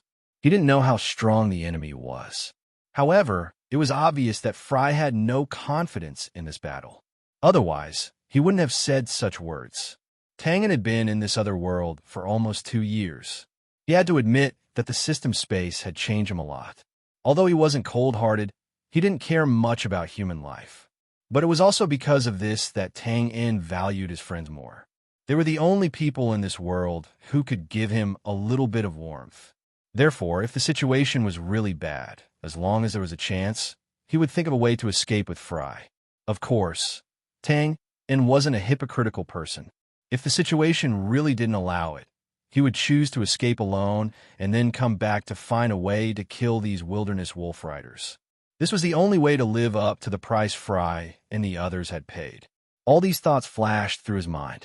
Just as Tangen secretly made up his mind, his ears suddenly twitched. He squinted his eyes and said in a low voice, "They're here." Fry and the others beside him heard this, and their hearts trembled. They signaled to the soldiers around them and then gripped their weapons tightly, staring at the forest in the west. Rustle, rustle, rustle. In winter, the forest ground was full of dead branches and leaves. The rustling sound coming from all directions was made by the friction between the leaves. It was obvious that the other party wanted to kill them all. A moment later, 60 or 70 meters in front of them, a large wolf head suddenly turned around from behind a slightly concave tree. "Kill!" With a loud roar, Fry rushed out from behind the tree with his spear without hesitation. Then the soldiers also jumped out from behind their respective trees, gripping their weapons tightly and rushing out in an arc. This wasn't an ambush, but a complete encounter. There were hundreds of soldiers here. No matter from which angle, the other party could see them hiding behind the trees. Therefore, in order to prevent the other party from stopping and throwing spears, they could only rush out as soon as possible and try to close the distance between the two sides. Almost at the same time, many wolf heads suddenly appeared in the west, followed by the whistling of spears. Puff, puff, puff. The distance between the two sides was too close. As soon as the sound of spears piercing through the air was heard, more than 10 soldiers on this side were pierced by spears. Blood blossomed, and their bodies immediately fell backward. Fortunately, the soldiers on this side were scattered and didn't cause a second casualty. Puff, puff, puff. A second wave of spears followed, and more than 10 soldiers were sent flying while vomiting blood. Fry didn't have time to grieve, nor did he look at the black shadows flitting past him. Instead, he rushed forward like an arrow. Charge! Charge! Charge! Fuck! Tangen's luck wasn't good. A short spear shot straight at him. With a curse, his galloping figure suddenly stopped, as if there was no inertia at all. He leaned back and flipped over. Whoosh! A strong wind swept past, and he felt a burning sensation on his face. Bang! An ancient tree behind him was immediately pierced through. Wood chips flew everywhere, and a large hole appeared. After dodging this attack, Tang pushed himself up with one hand, kicked his legs, and rushed up from the side in an arc. Charging head-on was a job only warriors would do. Of course, assassins would launch sneak attacks from the outside. After 2 waves of short spears, a barbarian roared from the opposite side. Immediately, the wilderness wolf riders didn't touch the short spears on their backs. Instead, they raised the long spears in their hands. The wolf pack slowly spread out and faced the charging soldiers. The distance between the two sides was getting closer and closer. Tang could even see the barbarians' indifferent and contemptuous eyes. The other side didn't retreat. They continued to use the kiting tactic and continued to throw short spears. One of the reasons for this might be that there were trees blocking them, making it inconvenient to turn around. Secondly, it should be that they saw the number of soldiers on this side and looked down on them. Without hesitation, Fry was the first to arrive. He shouted angrily and stepped forward. The lightning spear, flashing with crackling sparks, quickly stabbed at the barbarian on the wolf leader. Clang! The barbarian didn't retreat. He waved his spear and smashed it down. The 2 spears collided, and a loud sound rang out. Frey's figure swayed, and the spear was swung away. The barbarian on the other side leaned back, and the green-armored wolf under him took 2 steps back. Obviously, in terms of absolute strength, Fry, who had fighting energy, had the upper hand. The opportunity couldn't be missed. Fry turned his spear and stepped forward again, stabbing at the barbarian's left chest. Hiss! This surefire attack landed in the air.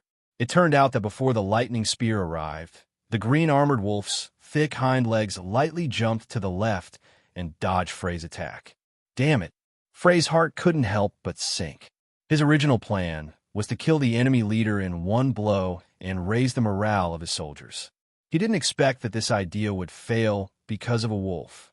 Suppressing the regret in his heart, Fry waved his spear and continued to attack. There were many soldiers behind him, so he could only miss the opportunity just now. After this short exchange, the 2 sides officially engaged in close combat.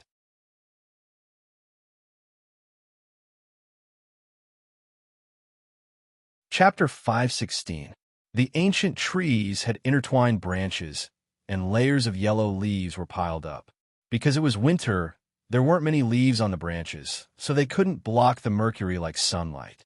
The originally bleak sunlight turned into a faint yellow halo, and a light dust floated in the air, making people feel tranquil. If there was some cheerful chirping of birds and insects, this place would be even more serene. However, that wasn't the case. Amidst the loud noise, a tree trunk as thick as an arm was broken in half. Then, A soldier wearing Bran's armor rolled to the back, and the heavy sword in his hand fell to the side. He coughed and spat out dark red blood. Before he could get up, a shadow suddenly descended from the sky. Raising his head, he saw a gigantic green-armored wolf with its 4 limbs spread out, leaping into the air soundlessly above him. Hiss! A long spear suffused with cold light pierced towards his chest. The soldier didn't have time to pick up the heavy sword beside him, so he subconsciously rolled away. Puff, puff, puff.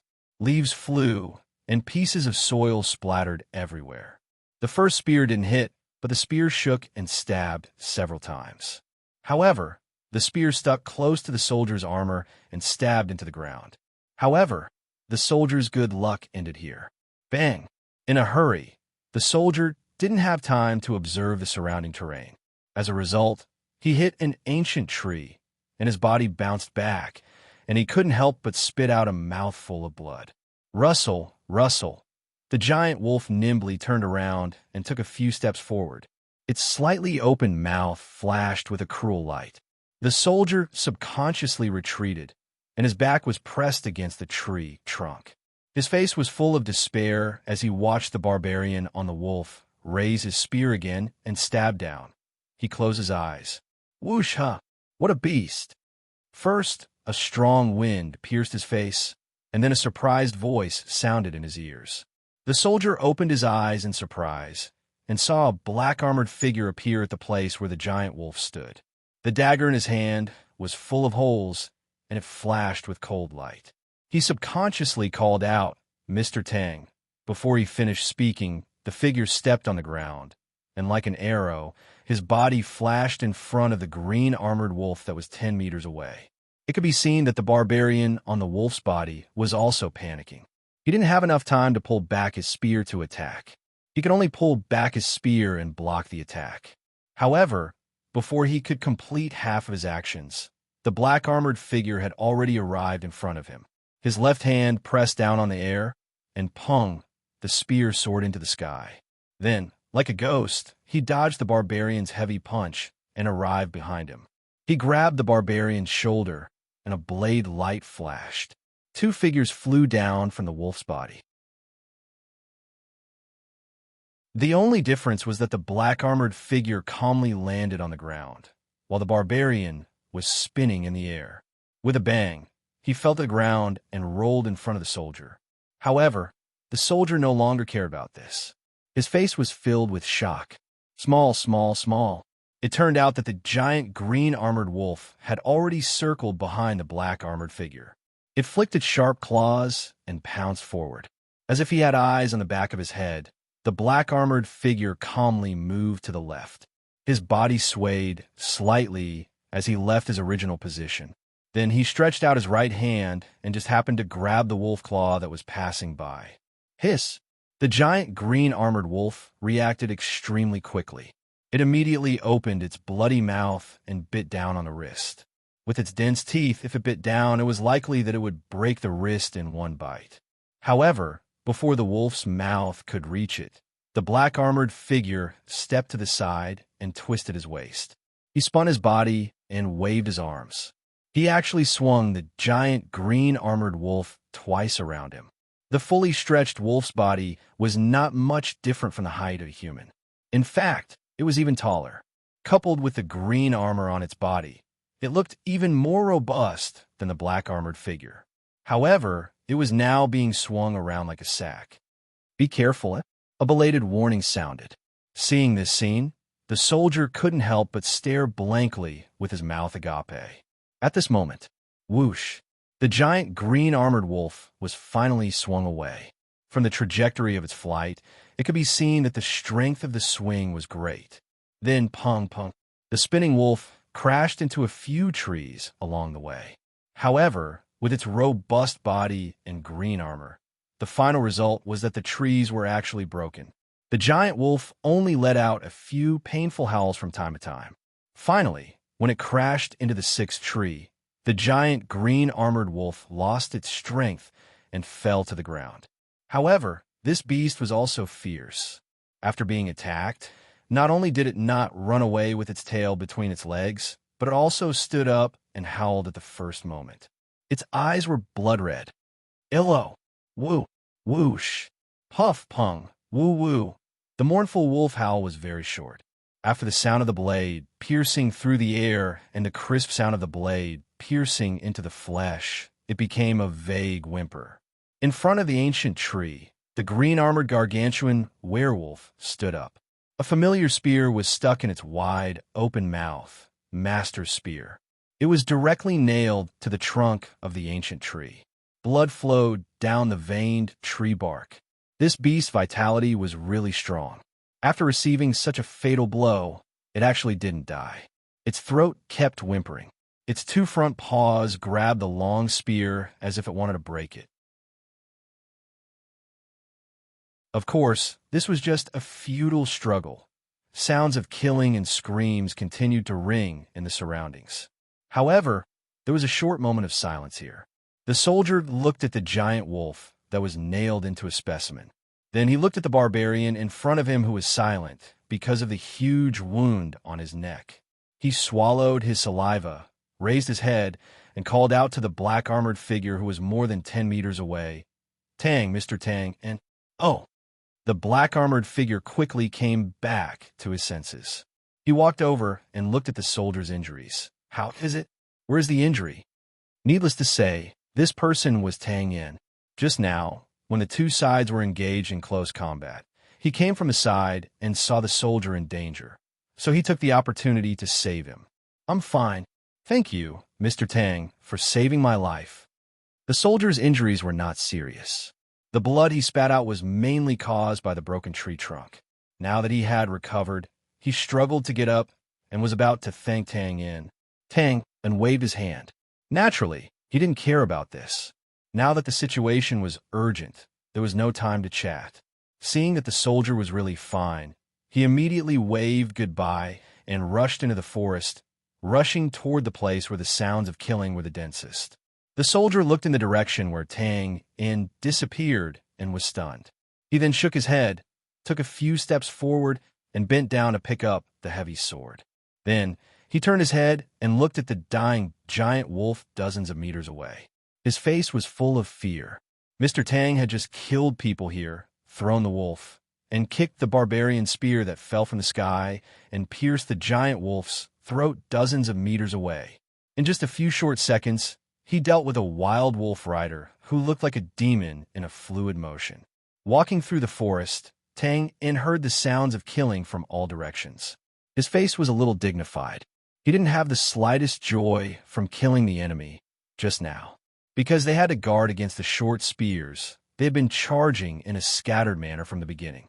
This kind of response could avoid being killed by the short spears in a large area, but also force them to give up on fighting as a team and change to fighting alone. In a one-on-one fight, the majority of the soldiers on their side couldn't possibly be a match for the same number of wolf riders. Regarding this point, the soldier from the Heavy Sword Battalion just now had already verified it. Tang Yin saved a few soldiers as he moved quickly. He didn't stop and continued to rush toward the center of the battlefield where Fry and the others were. A few wolf riders saw him and immediately chased after him. But because of the trees blocking them, they couldn't close the distance and could only follow from a distance. Tang Yin now truly understood what it meant to have a body made of iron. But how many nails could be hammered into it? He could save the soldiers on this side, and he could also kill a single wolf rider. But this didn't help the overall situation at all. Even if these wolf riders were to fight him one by one, before he could finish killing them, the other side would slaughter all the soldiers on this side. The situation of the battle along the way made Tang Yin's brows knit even tighter. It was clear that their side was at a clear disadvantage. Along the way, apart from seeing Skinny Monkey and Bamboo Pole teaming up to overturn a wolf rider, the rest of the situation was completely one-sided.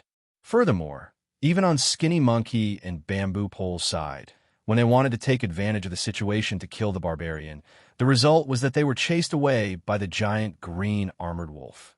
That's right, the problem was with the giant green armored wolf. Tang Yin's eyes instantly narrowed, turning his head to look at the several giant wolves that were chasing closely behind him. These giant green-armored wolves were not only extremely fast, they were also extremely nimble in their movements. Furthermore, they weren't war horses. Apart from being able to be ridden, they also had decent battle strength. This could be seen from how Tang saved the soldier from the important battalion just now. Actually, when the soldier closed his eyes, Tang had already appeared and slashed his blade towards the barbarian's neck. But in the end, this slash was dodged at the most crucial moment. Or, more accurately, it was dodged by the giant green-armored wolf. Even the long spear that the barbarian used to stab the soldier missed. This more or less caused Tang to be somewhat shocked. Although he didn't intentionally hide his figure before he made his move, but with his increasingly exquisite assassination techniques, there weren't many targets that he could dodge. After that, Tang also realized where the problem was. Animals, especially wild beasts in the mountains, were constantly in the food chain.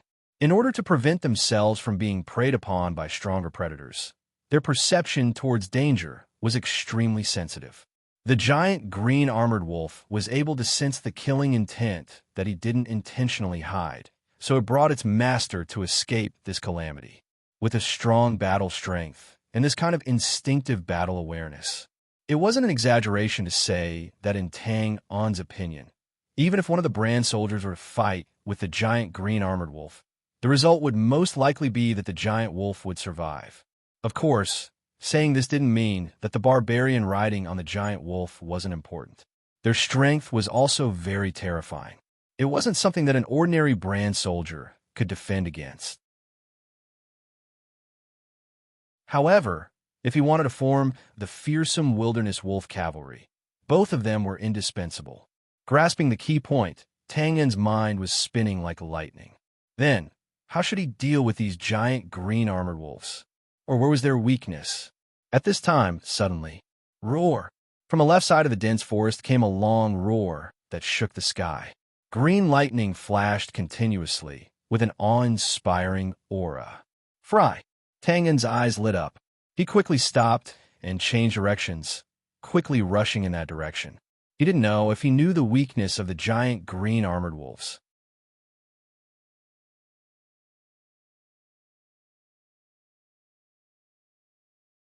Chapter 517.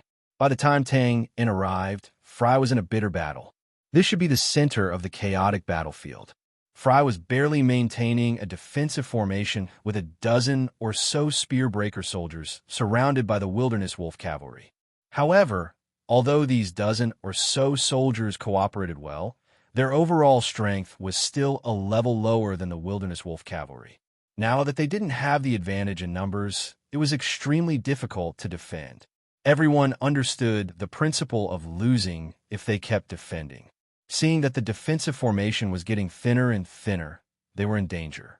At this time, they could only let Fry, who had outstanding individual strength, attack with his spear and force the other party back. Of course, this was only temporary. Frey's strength hadn't reached the point where he could destroy all of the other party's attacks. It could be expected that if this continued, Fry and the others would be surrounded to death sooner or later. After a quick observation, Tang En didn't immediately lend a helping hand. Frey's defensive line hadn't been broken yet, but Eltek and Taka were in a bad situation. It could be seen that they were using Frey's strategy, but their soldiers were much worse than the Spearbreaker Battalion, not to mention the Wilderness Wolf Cavalry. The defensive line had long been broken, and the scattered Heavy Sword Battalion and Tomahawk Battalion soldiers were being surrounded and killed. Eltek and Taka, who were covered in blood, were together. The two of them faced the attacks from all directions back to back. Even if they roared repeatedly, they could only struggle like trapped beasts. It wouldn't be long before they lost most of their blood and their limbs became weak. It would be their time of death. Without further delay, Tang En quickly flashed into the battle circle and kicked a wilderness wolf cavalry with their back facing him. Amidst the cries of alarm, the giant wolf was kicked away and directly crushed a few wilderness wolf cavalry who couldn't dodge in time.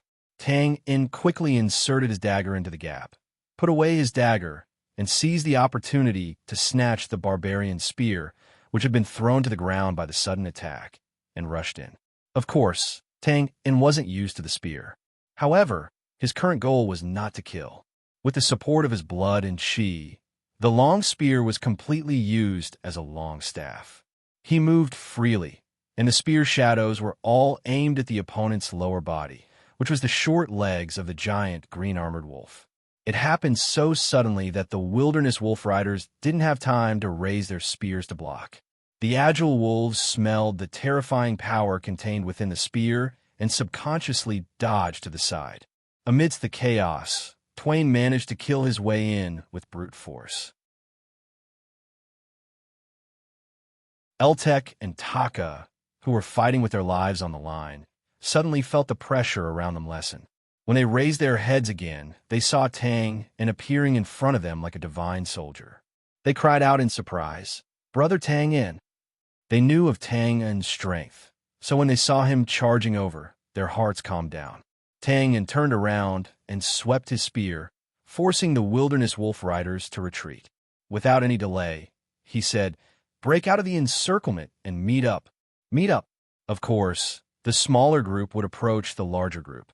Eltek and Taka immediately understood. After Tang In fainted with his spear, the two of them stepped behind Tang In and completed the switch. The three of them stood in a triangle, with Tang In front and Eltek and Taka behind. Tang In's attack style was suitable for this situation.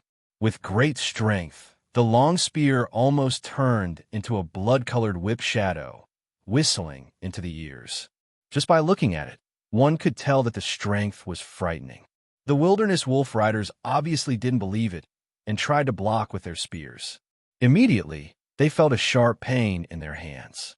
With a loud sound, the long spear flew out of their hands and landed more than 10 meters away.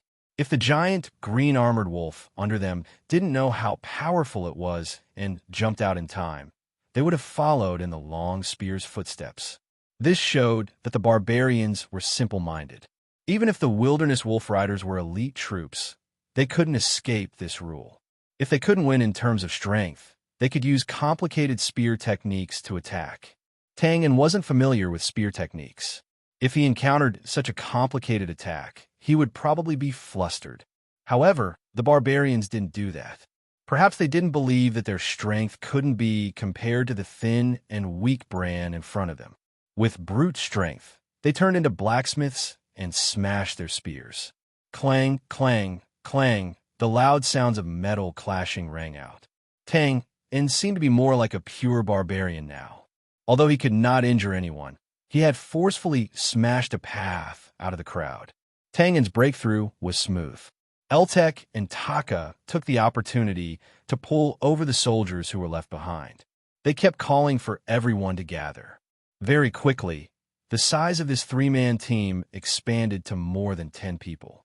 Other than a few who stayed behind with Eltek and Taka, the others cleverly picked up the barbarian spears that were smashed by Tang In. The spear wasn't an iron spear. Even if it was an iron spear, under such a strong collision, it would break sooner or later. However, as soon as the spear in his hand broke, Tang In would immediately throw away the broken handle and take the spear that was passed to him from behind. He waved his spear again, completely like flowing water. Very quickly, some of the wilderness wolf cavalry seemed to recognize the situation. They no longer competed with Tang In terms of strength. Instead, they shook their spears and stabbed at him from various tricky angles. Tang In saw that the situation wasn't good. He immediately changed his target and swept at the giant green-armored wolf again. The wilderness wolf cavalry was helpless. It could be seen that they attached great importance to the giant green-armored wolf under them. They could only withdraw their attacks and let the shocked giant green-armored wolf jump to the side with them. Of course, with such speed, not all of the giant wolves could dodge. When he was not far away from Fry and the others, Tang In suddenly withdrew his spear. He no longer swept his spear horizontally. Like lightning, he pointed his spear between the two front claws of the giant wolf that couldn't dodge in time. He raised his spear and roared angrily. He actually lifted the wilderness wolf cavalry up to the height of a person and smashed his spear down like a whip. Pa! Bang! The long spear, as thick as an arm, immediately broke.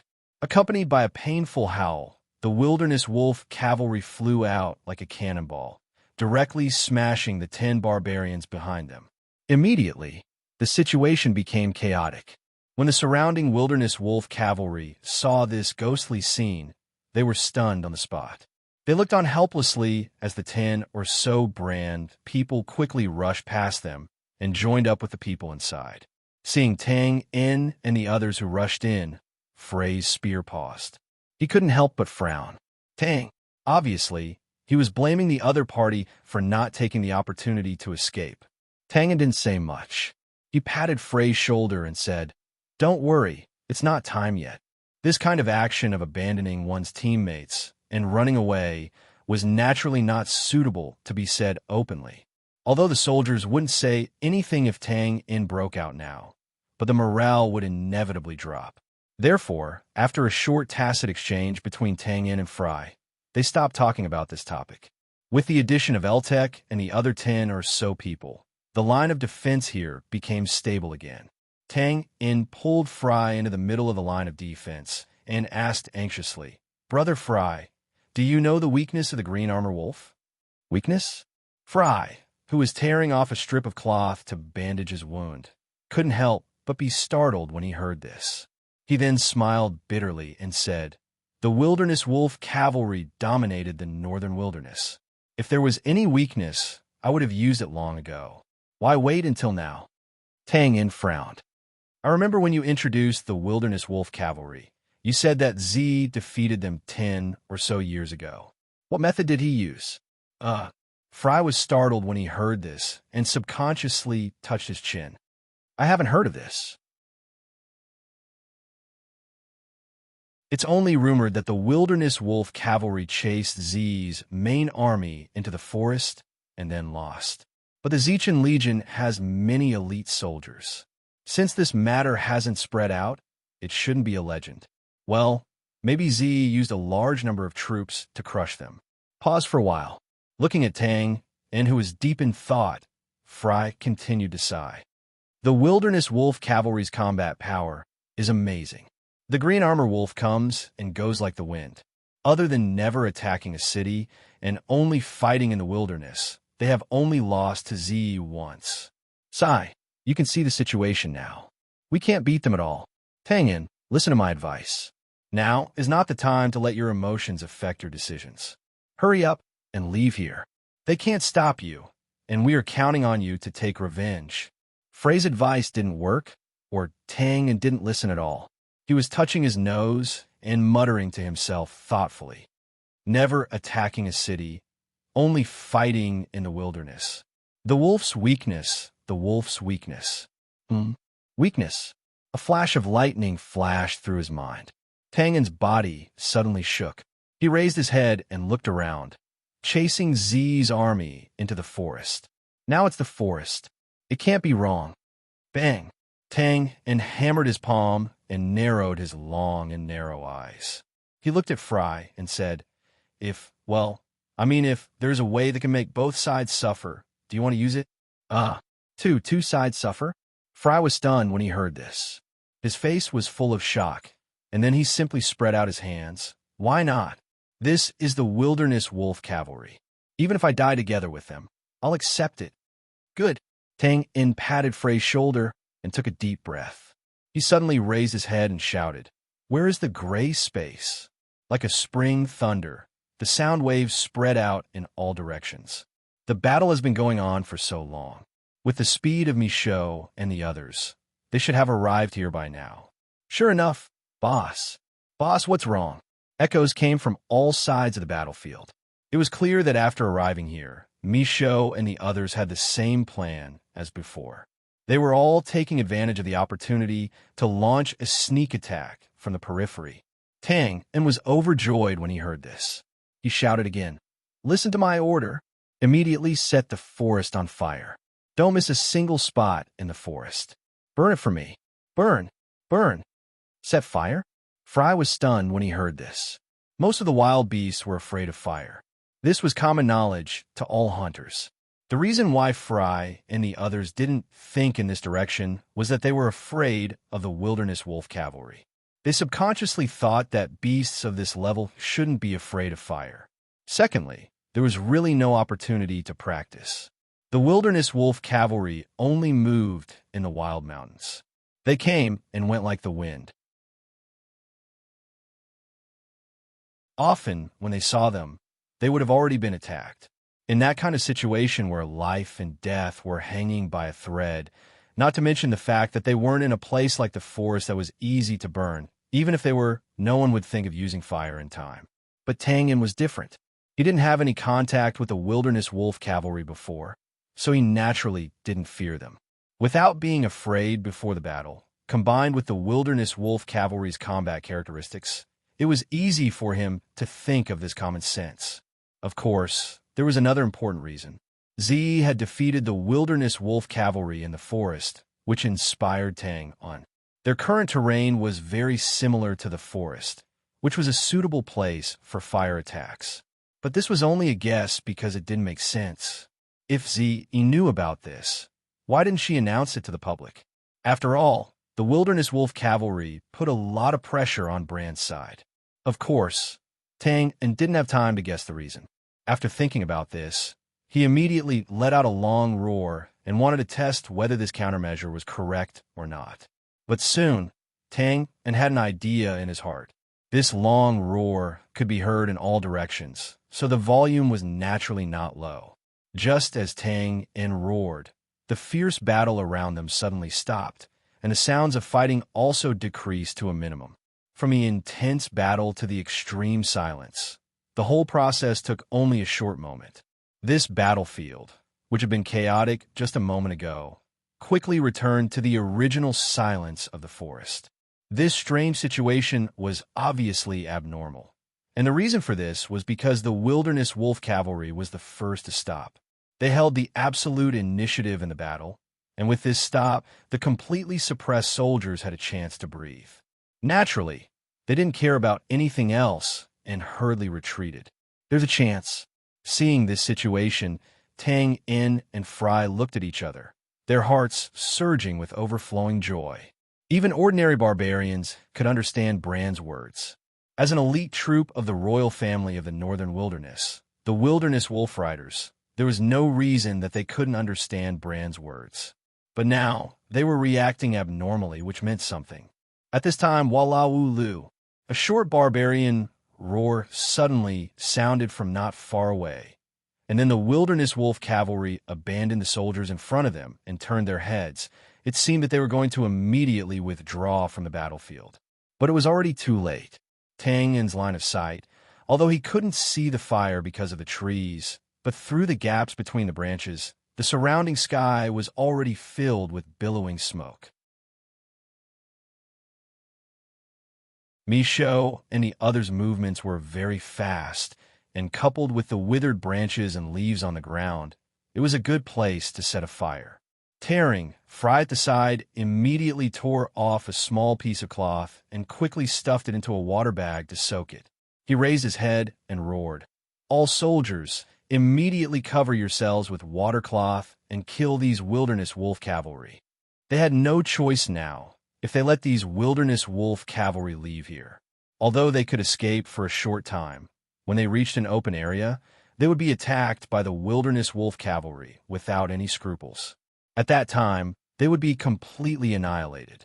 So now the only choice was to fight to the death with the other party in this fire field. The situation of the battle was reversed in an instant, and the soldiers quickly covered themselves with water cloth, then without hesitation grabbed their weapons and charged at the wilderness wolf cavalry. What formation? What method of attack? It was all nonsense. Now, as long as they could entangle the other party, they would win. The cold wind in the north was everywhere, and this dense forest was not too big, so naturally, the cold wind passed through the forest. The surrounding fire quickly rose and burned with the help of the wind. In addition, some soldiers started a fire on the spot, and in a short while, there was a fire field as far as the eye could see, and thick smoke billowed. At this moment, The wilderness wolf cavalry obviously wanted to retreat, but because Tang In and the others were too scattered, they couldn't form a strong force to break through the encirclement. Now that they were entangled by the soldiers who didn't care about their own safety, they immediately roared again and again, and the battle instantly entered a white-hot state. In this fight, Tang In could clearly see the abnormal state of the green-armored giant wolves. Now, they didn't have the flexibility to move and attack like before, let alone cooperate with the barbarians on their bodies. Instead, they either only cared about avoiding the fire around them, or they were cowering and didn't dare to move forward. Their blood-red eyes reflected the light of the fire, and there was no longer cruelty and indifference, only fear. Seeing this, Tang In wanted to confirm the extent of the giant wolf's fear of fire, so he directly chopped off a branch with his dagger, got close to the source of the fire, and threw it. Whoa! The giant wolves were covered in green armor, but in order to ensure the flexibility of their limbs, some joints, necks, and other places were not covered. Now, as soon as the sparks landed, most of the fur was quickly ignited, and a burnt smell spread. The barbarian on the wolf's back panicked when he saw this. But before he could wave his hand to extinguish the flames, the green-armored wolf suddenly jumped up and down on all fours. Its body trembled, and it threw the barbarian off its back. Then, without caring about its master's life or death, it charged towards Twain with a trail of flames. Damn, it has become a spirit, and it also holds a grudge. Tang In was shocked when he saw this, and quickly slid sideways to avoid it. However, he soon realized that this wasn't the case. After the giant wolf rushed past him, it didn't stop at all and disappeared into the thick smoke just like that. Slightly startled, Tang In smacked his lips and thoughtfully murmured in a low voice, "Tis Tiske, it seems that it is really scared." Some of the surrounding soldiers saw this and immediately followed suit. In a short while, more than 10 barbarians were thrown to the ground, and before they could get up, all kinds of weapons were chopped at them. At the same time, more than 10 fire wolves ran in all directions in a panic. Those who hadn't been hit by the barbarians immediately drove their wolves away, and the situation became even more chaotic. It could be seen that the barbarians attached great importance to the giant green-armored wolf under them, as if it was more important than their own lives. Even at this time, they didn't have the slightest intention of abandoning the giant wolf. But in the current situation, it was more dangerous to sit on the giant wolf. Therefore, the soldiers handed out their weapons while waving their fire sticks, and for the first time, they had the upper hand. The fire became more and more fierce, and the billowing smoke completely filled the place. In addition to enduring the burning sensation on their bare skin, they also had to constantly breathe in the smoke. Even with the water cloth covering them, their eyes were red, and they couldn't stop crying. From time to time, the sound of coughing could be heard, and it was extremely embarrassing. But even in such a terrible environment where visibility was extremely low, the morale of the soldiers was completely raised. They waved their weapons and fearlessly killed their way into the fire and cut down any wolves they saw. Even those with abnormally thick bodies were also cut down, because the barbarians were anxious to break out of the encirclement and to protect the giant green-armored wolf under them. Their attacks were even more ruthless. As long as they saw someone who wasn't riding a wolf in the thick smoke, their spears would be merciless. The situation of the battle became extremely tragic in an instant, and not many people still had reason in their minds. In the thick smoke, they couldn't distinguish between things, and the only thought in their minds was to kill and continue to kill until they died.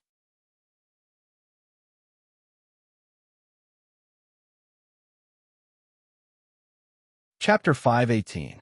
The fire filled the sky, and thick smoke billowed. If one looked at it from a bystander's point of view, the dense forest had been completely ignited. Some of the thinner tree trunks had already collapsed one after another, igniting a larger area of fire. Above the flames was thick smoke. Under the cold wind, the thick smoke bent and rose into the air, forming a momentum that covered the sky and covered the sun. At this time, The fire had been completely ignited. If there were still creatures inside, they would not be able to escape the fate of being burned. But of course, this was not the case. Tang In quickly wandered among them, waking up the red-eyed soldiers and telling them to find other companions to retreat to the south. The wind came from the north, and the fire in the south was relatively smaller. And the fire was set by Tang In. Although at that time he roared that they could not let go of a single spot, it was all set on fire. But that was mainly for the wilderness wolf cavalry to hear. Assassins were not death warriors, and they always left a way out for themselves. Tang In only needed to look at the smoke in the air to determine that the way out was in the south. Now that the fire had started, there was naturally no need to desperately intercept the wilderness wolf cavalry like before. Now, killing people was secondary. As long as they escaped, the other side would naturally be burned to death. While covering his mouth and nose, Tang In pulled out a soldier who was entangled with the other side, and then kicked the wilderness wolf cavalry who had lost their giant wolf mount and shouted loudly, "Go quickly! Find your comrades and retreat to the south. There will be people there." The consequences of natural and man-made disasters were always disasters, and they were basically unstoppable. No matter how strong Tang In was, in this kind of environment, the only thing he could do was retreat. After the bloodstained soldier waved his sword twice in the air, he recognized Tang in front of him. He wanted to say something, but the smoke entered his throat. He immediately bent over and coughed, and then narrowed his blood-red eyes like a rabbit and nodded desperately. Letting go of the soldier's collar, Tang In deliberately pointed to the south for the sake of insurance. Then, he patted the soldier's shoulder and rushed into the fire again. It was not good to stay here for a long time. Tang In searched the dense forest in the north. As for the south, it was naturally left to the retreating soldiers. In such an environment where visibility was extremely low, searching like this would undoubtedly miss something. However, that was something that could not be helped. He could only sigh at his bad luck. Tang In searched all the way to the north where the fire was the fiercest. Then, he immediately turned back. At the same time, his heart couldn't help but sink. He had only found a little over 100 soldiers. Although he hadn't searched the south, the situation there should be similar. In other words, nearly 2/3 of the troops had died. In the end, the wilderness wolf riders were still wilderness wolf riders. Even without the help of the green-armored wolf, they were still able to inflict heavy casualties in this short battle. As this thought flashed through his mind, Tang In ran at full speed through the fire. Now was not the time to think about this. After all, as long as there were still people alive, it was already a great blessing. The situation south of the fire was even more intense. The wilderness wolf riders weren't fools. Seeing the brand soldiers charging towards them from time to time, they naturally knew something was up. However, this environment was really not suitable for interception. Finding someone to fight depended on luck. Therefore, many of the brand soldiers still bypassed this place. Tang didn't take a detour and directly ran through the middle. In this kind of environment, it was easy to launch a sneak attack. Therefore, he also saved a dozen soldiers. Dashing past here, Tang In indeed saw an empty passage at the periphery of the forest fire. It was obvious that this place had been cleaned. Dead branches, fallen leaves, towering ancient trees, and so on were all removed, forming a fire vacuum. Around this passage, and Taka were leading people to resist the wilderness wolf riders who had already discovered this place. As the number of soldiers gradually increased, the line of defense became stronger and could resist the crazy attacks of the barbarians. Rushing into the passage, Tang In looked around and grabbed a soldier with a black face. "Where's Fry?" Mr. Tang? Commander Fry brought some people to rescue everyone. This should be a brand soldier. After being caught, he looked at Tang In and hurriedly replied. Tang In frowned. At this time, the fire had already reached the sky. It was simply not suitable for them to go in.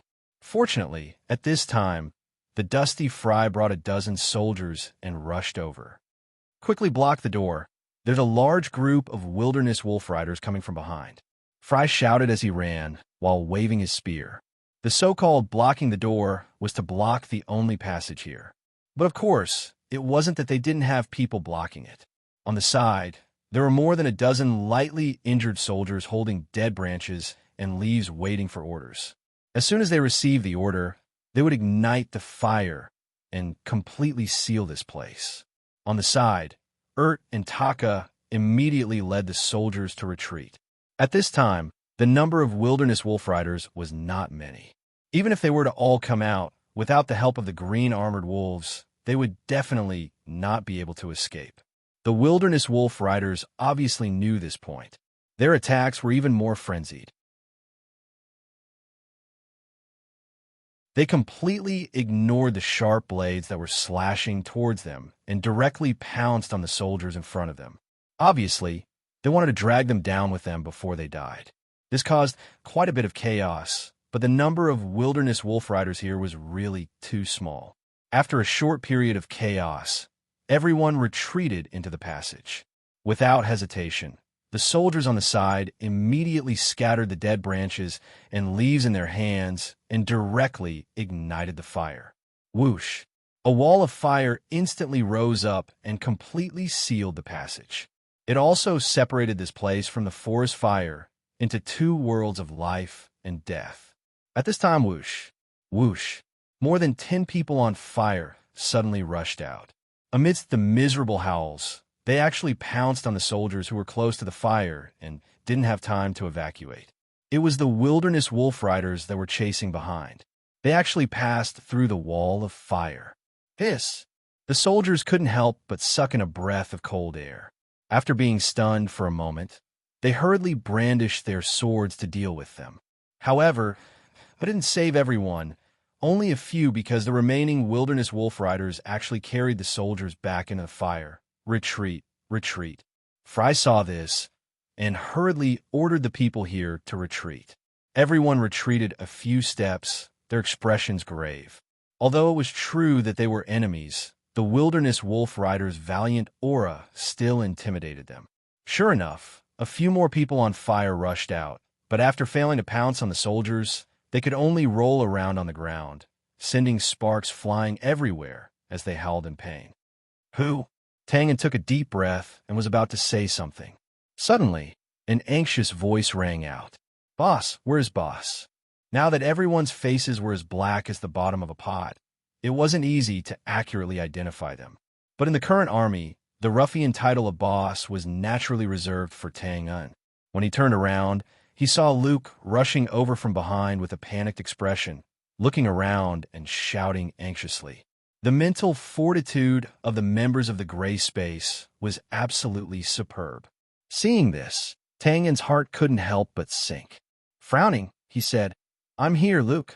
What's going on?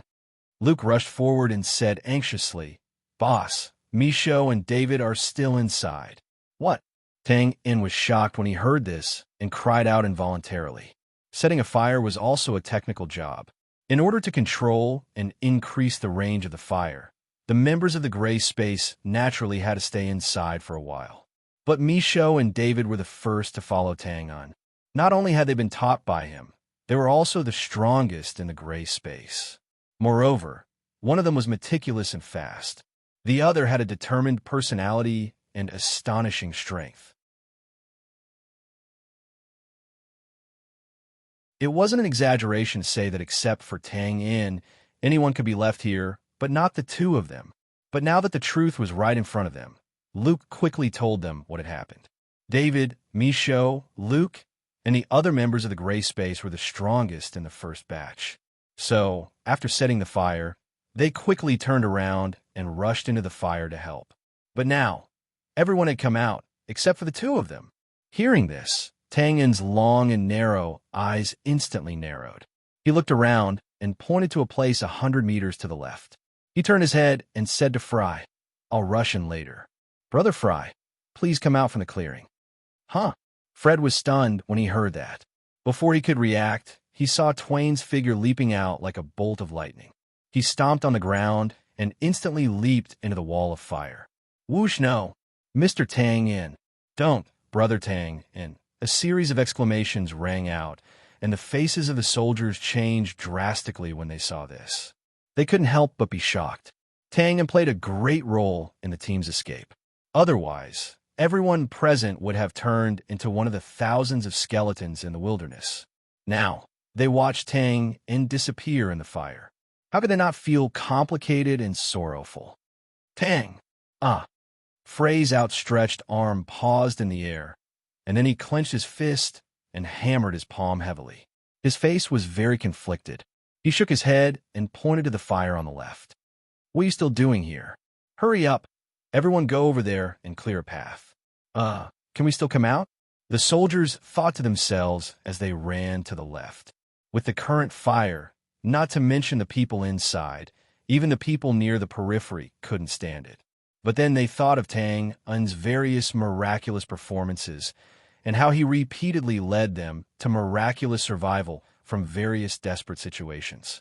They couldn't help but feel hopeful. The so-called opening was actually finding a way to remove the source of the fire. This work was very difficult to do inside. After all, there was a sea of fire everywhere, and there was no way to start. But it was different in the periphery. As long as a long weapon, such as a spear, was used to continuously pry open the firewood and sweep away the connected dead branches and leaves, it was possible to clear a path. As for why they didn't open a path at the place just now, it was because there were too many wilderness wolf riders behind them. Once they opened a path, it was difficult to guarantee that there wouldn't be any problems. Of course, all of this was secondary. The main thing was whether Tang In could smoothly find David and Michaud. And this time must be fast as possible. After all, if the inside completely turned into a sea of fire, even an Iron Man wouldn't be able to withstand it. You're tuning in to the Warrior Lore YouTube channel. Don't forget to subscribe and join us on this journey to catch the most captivating stories.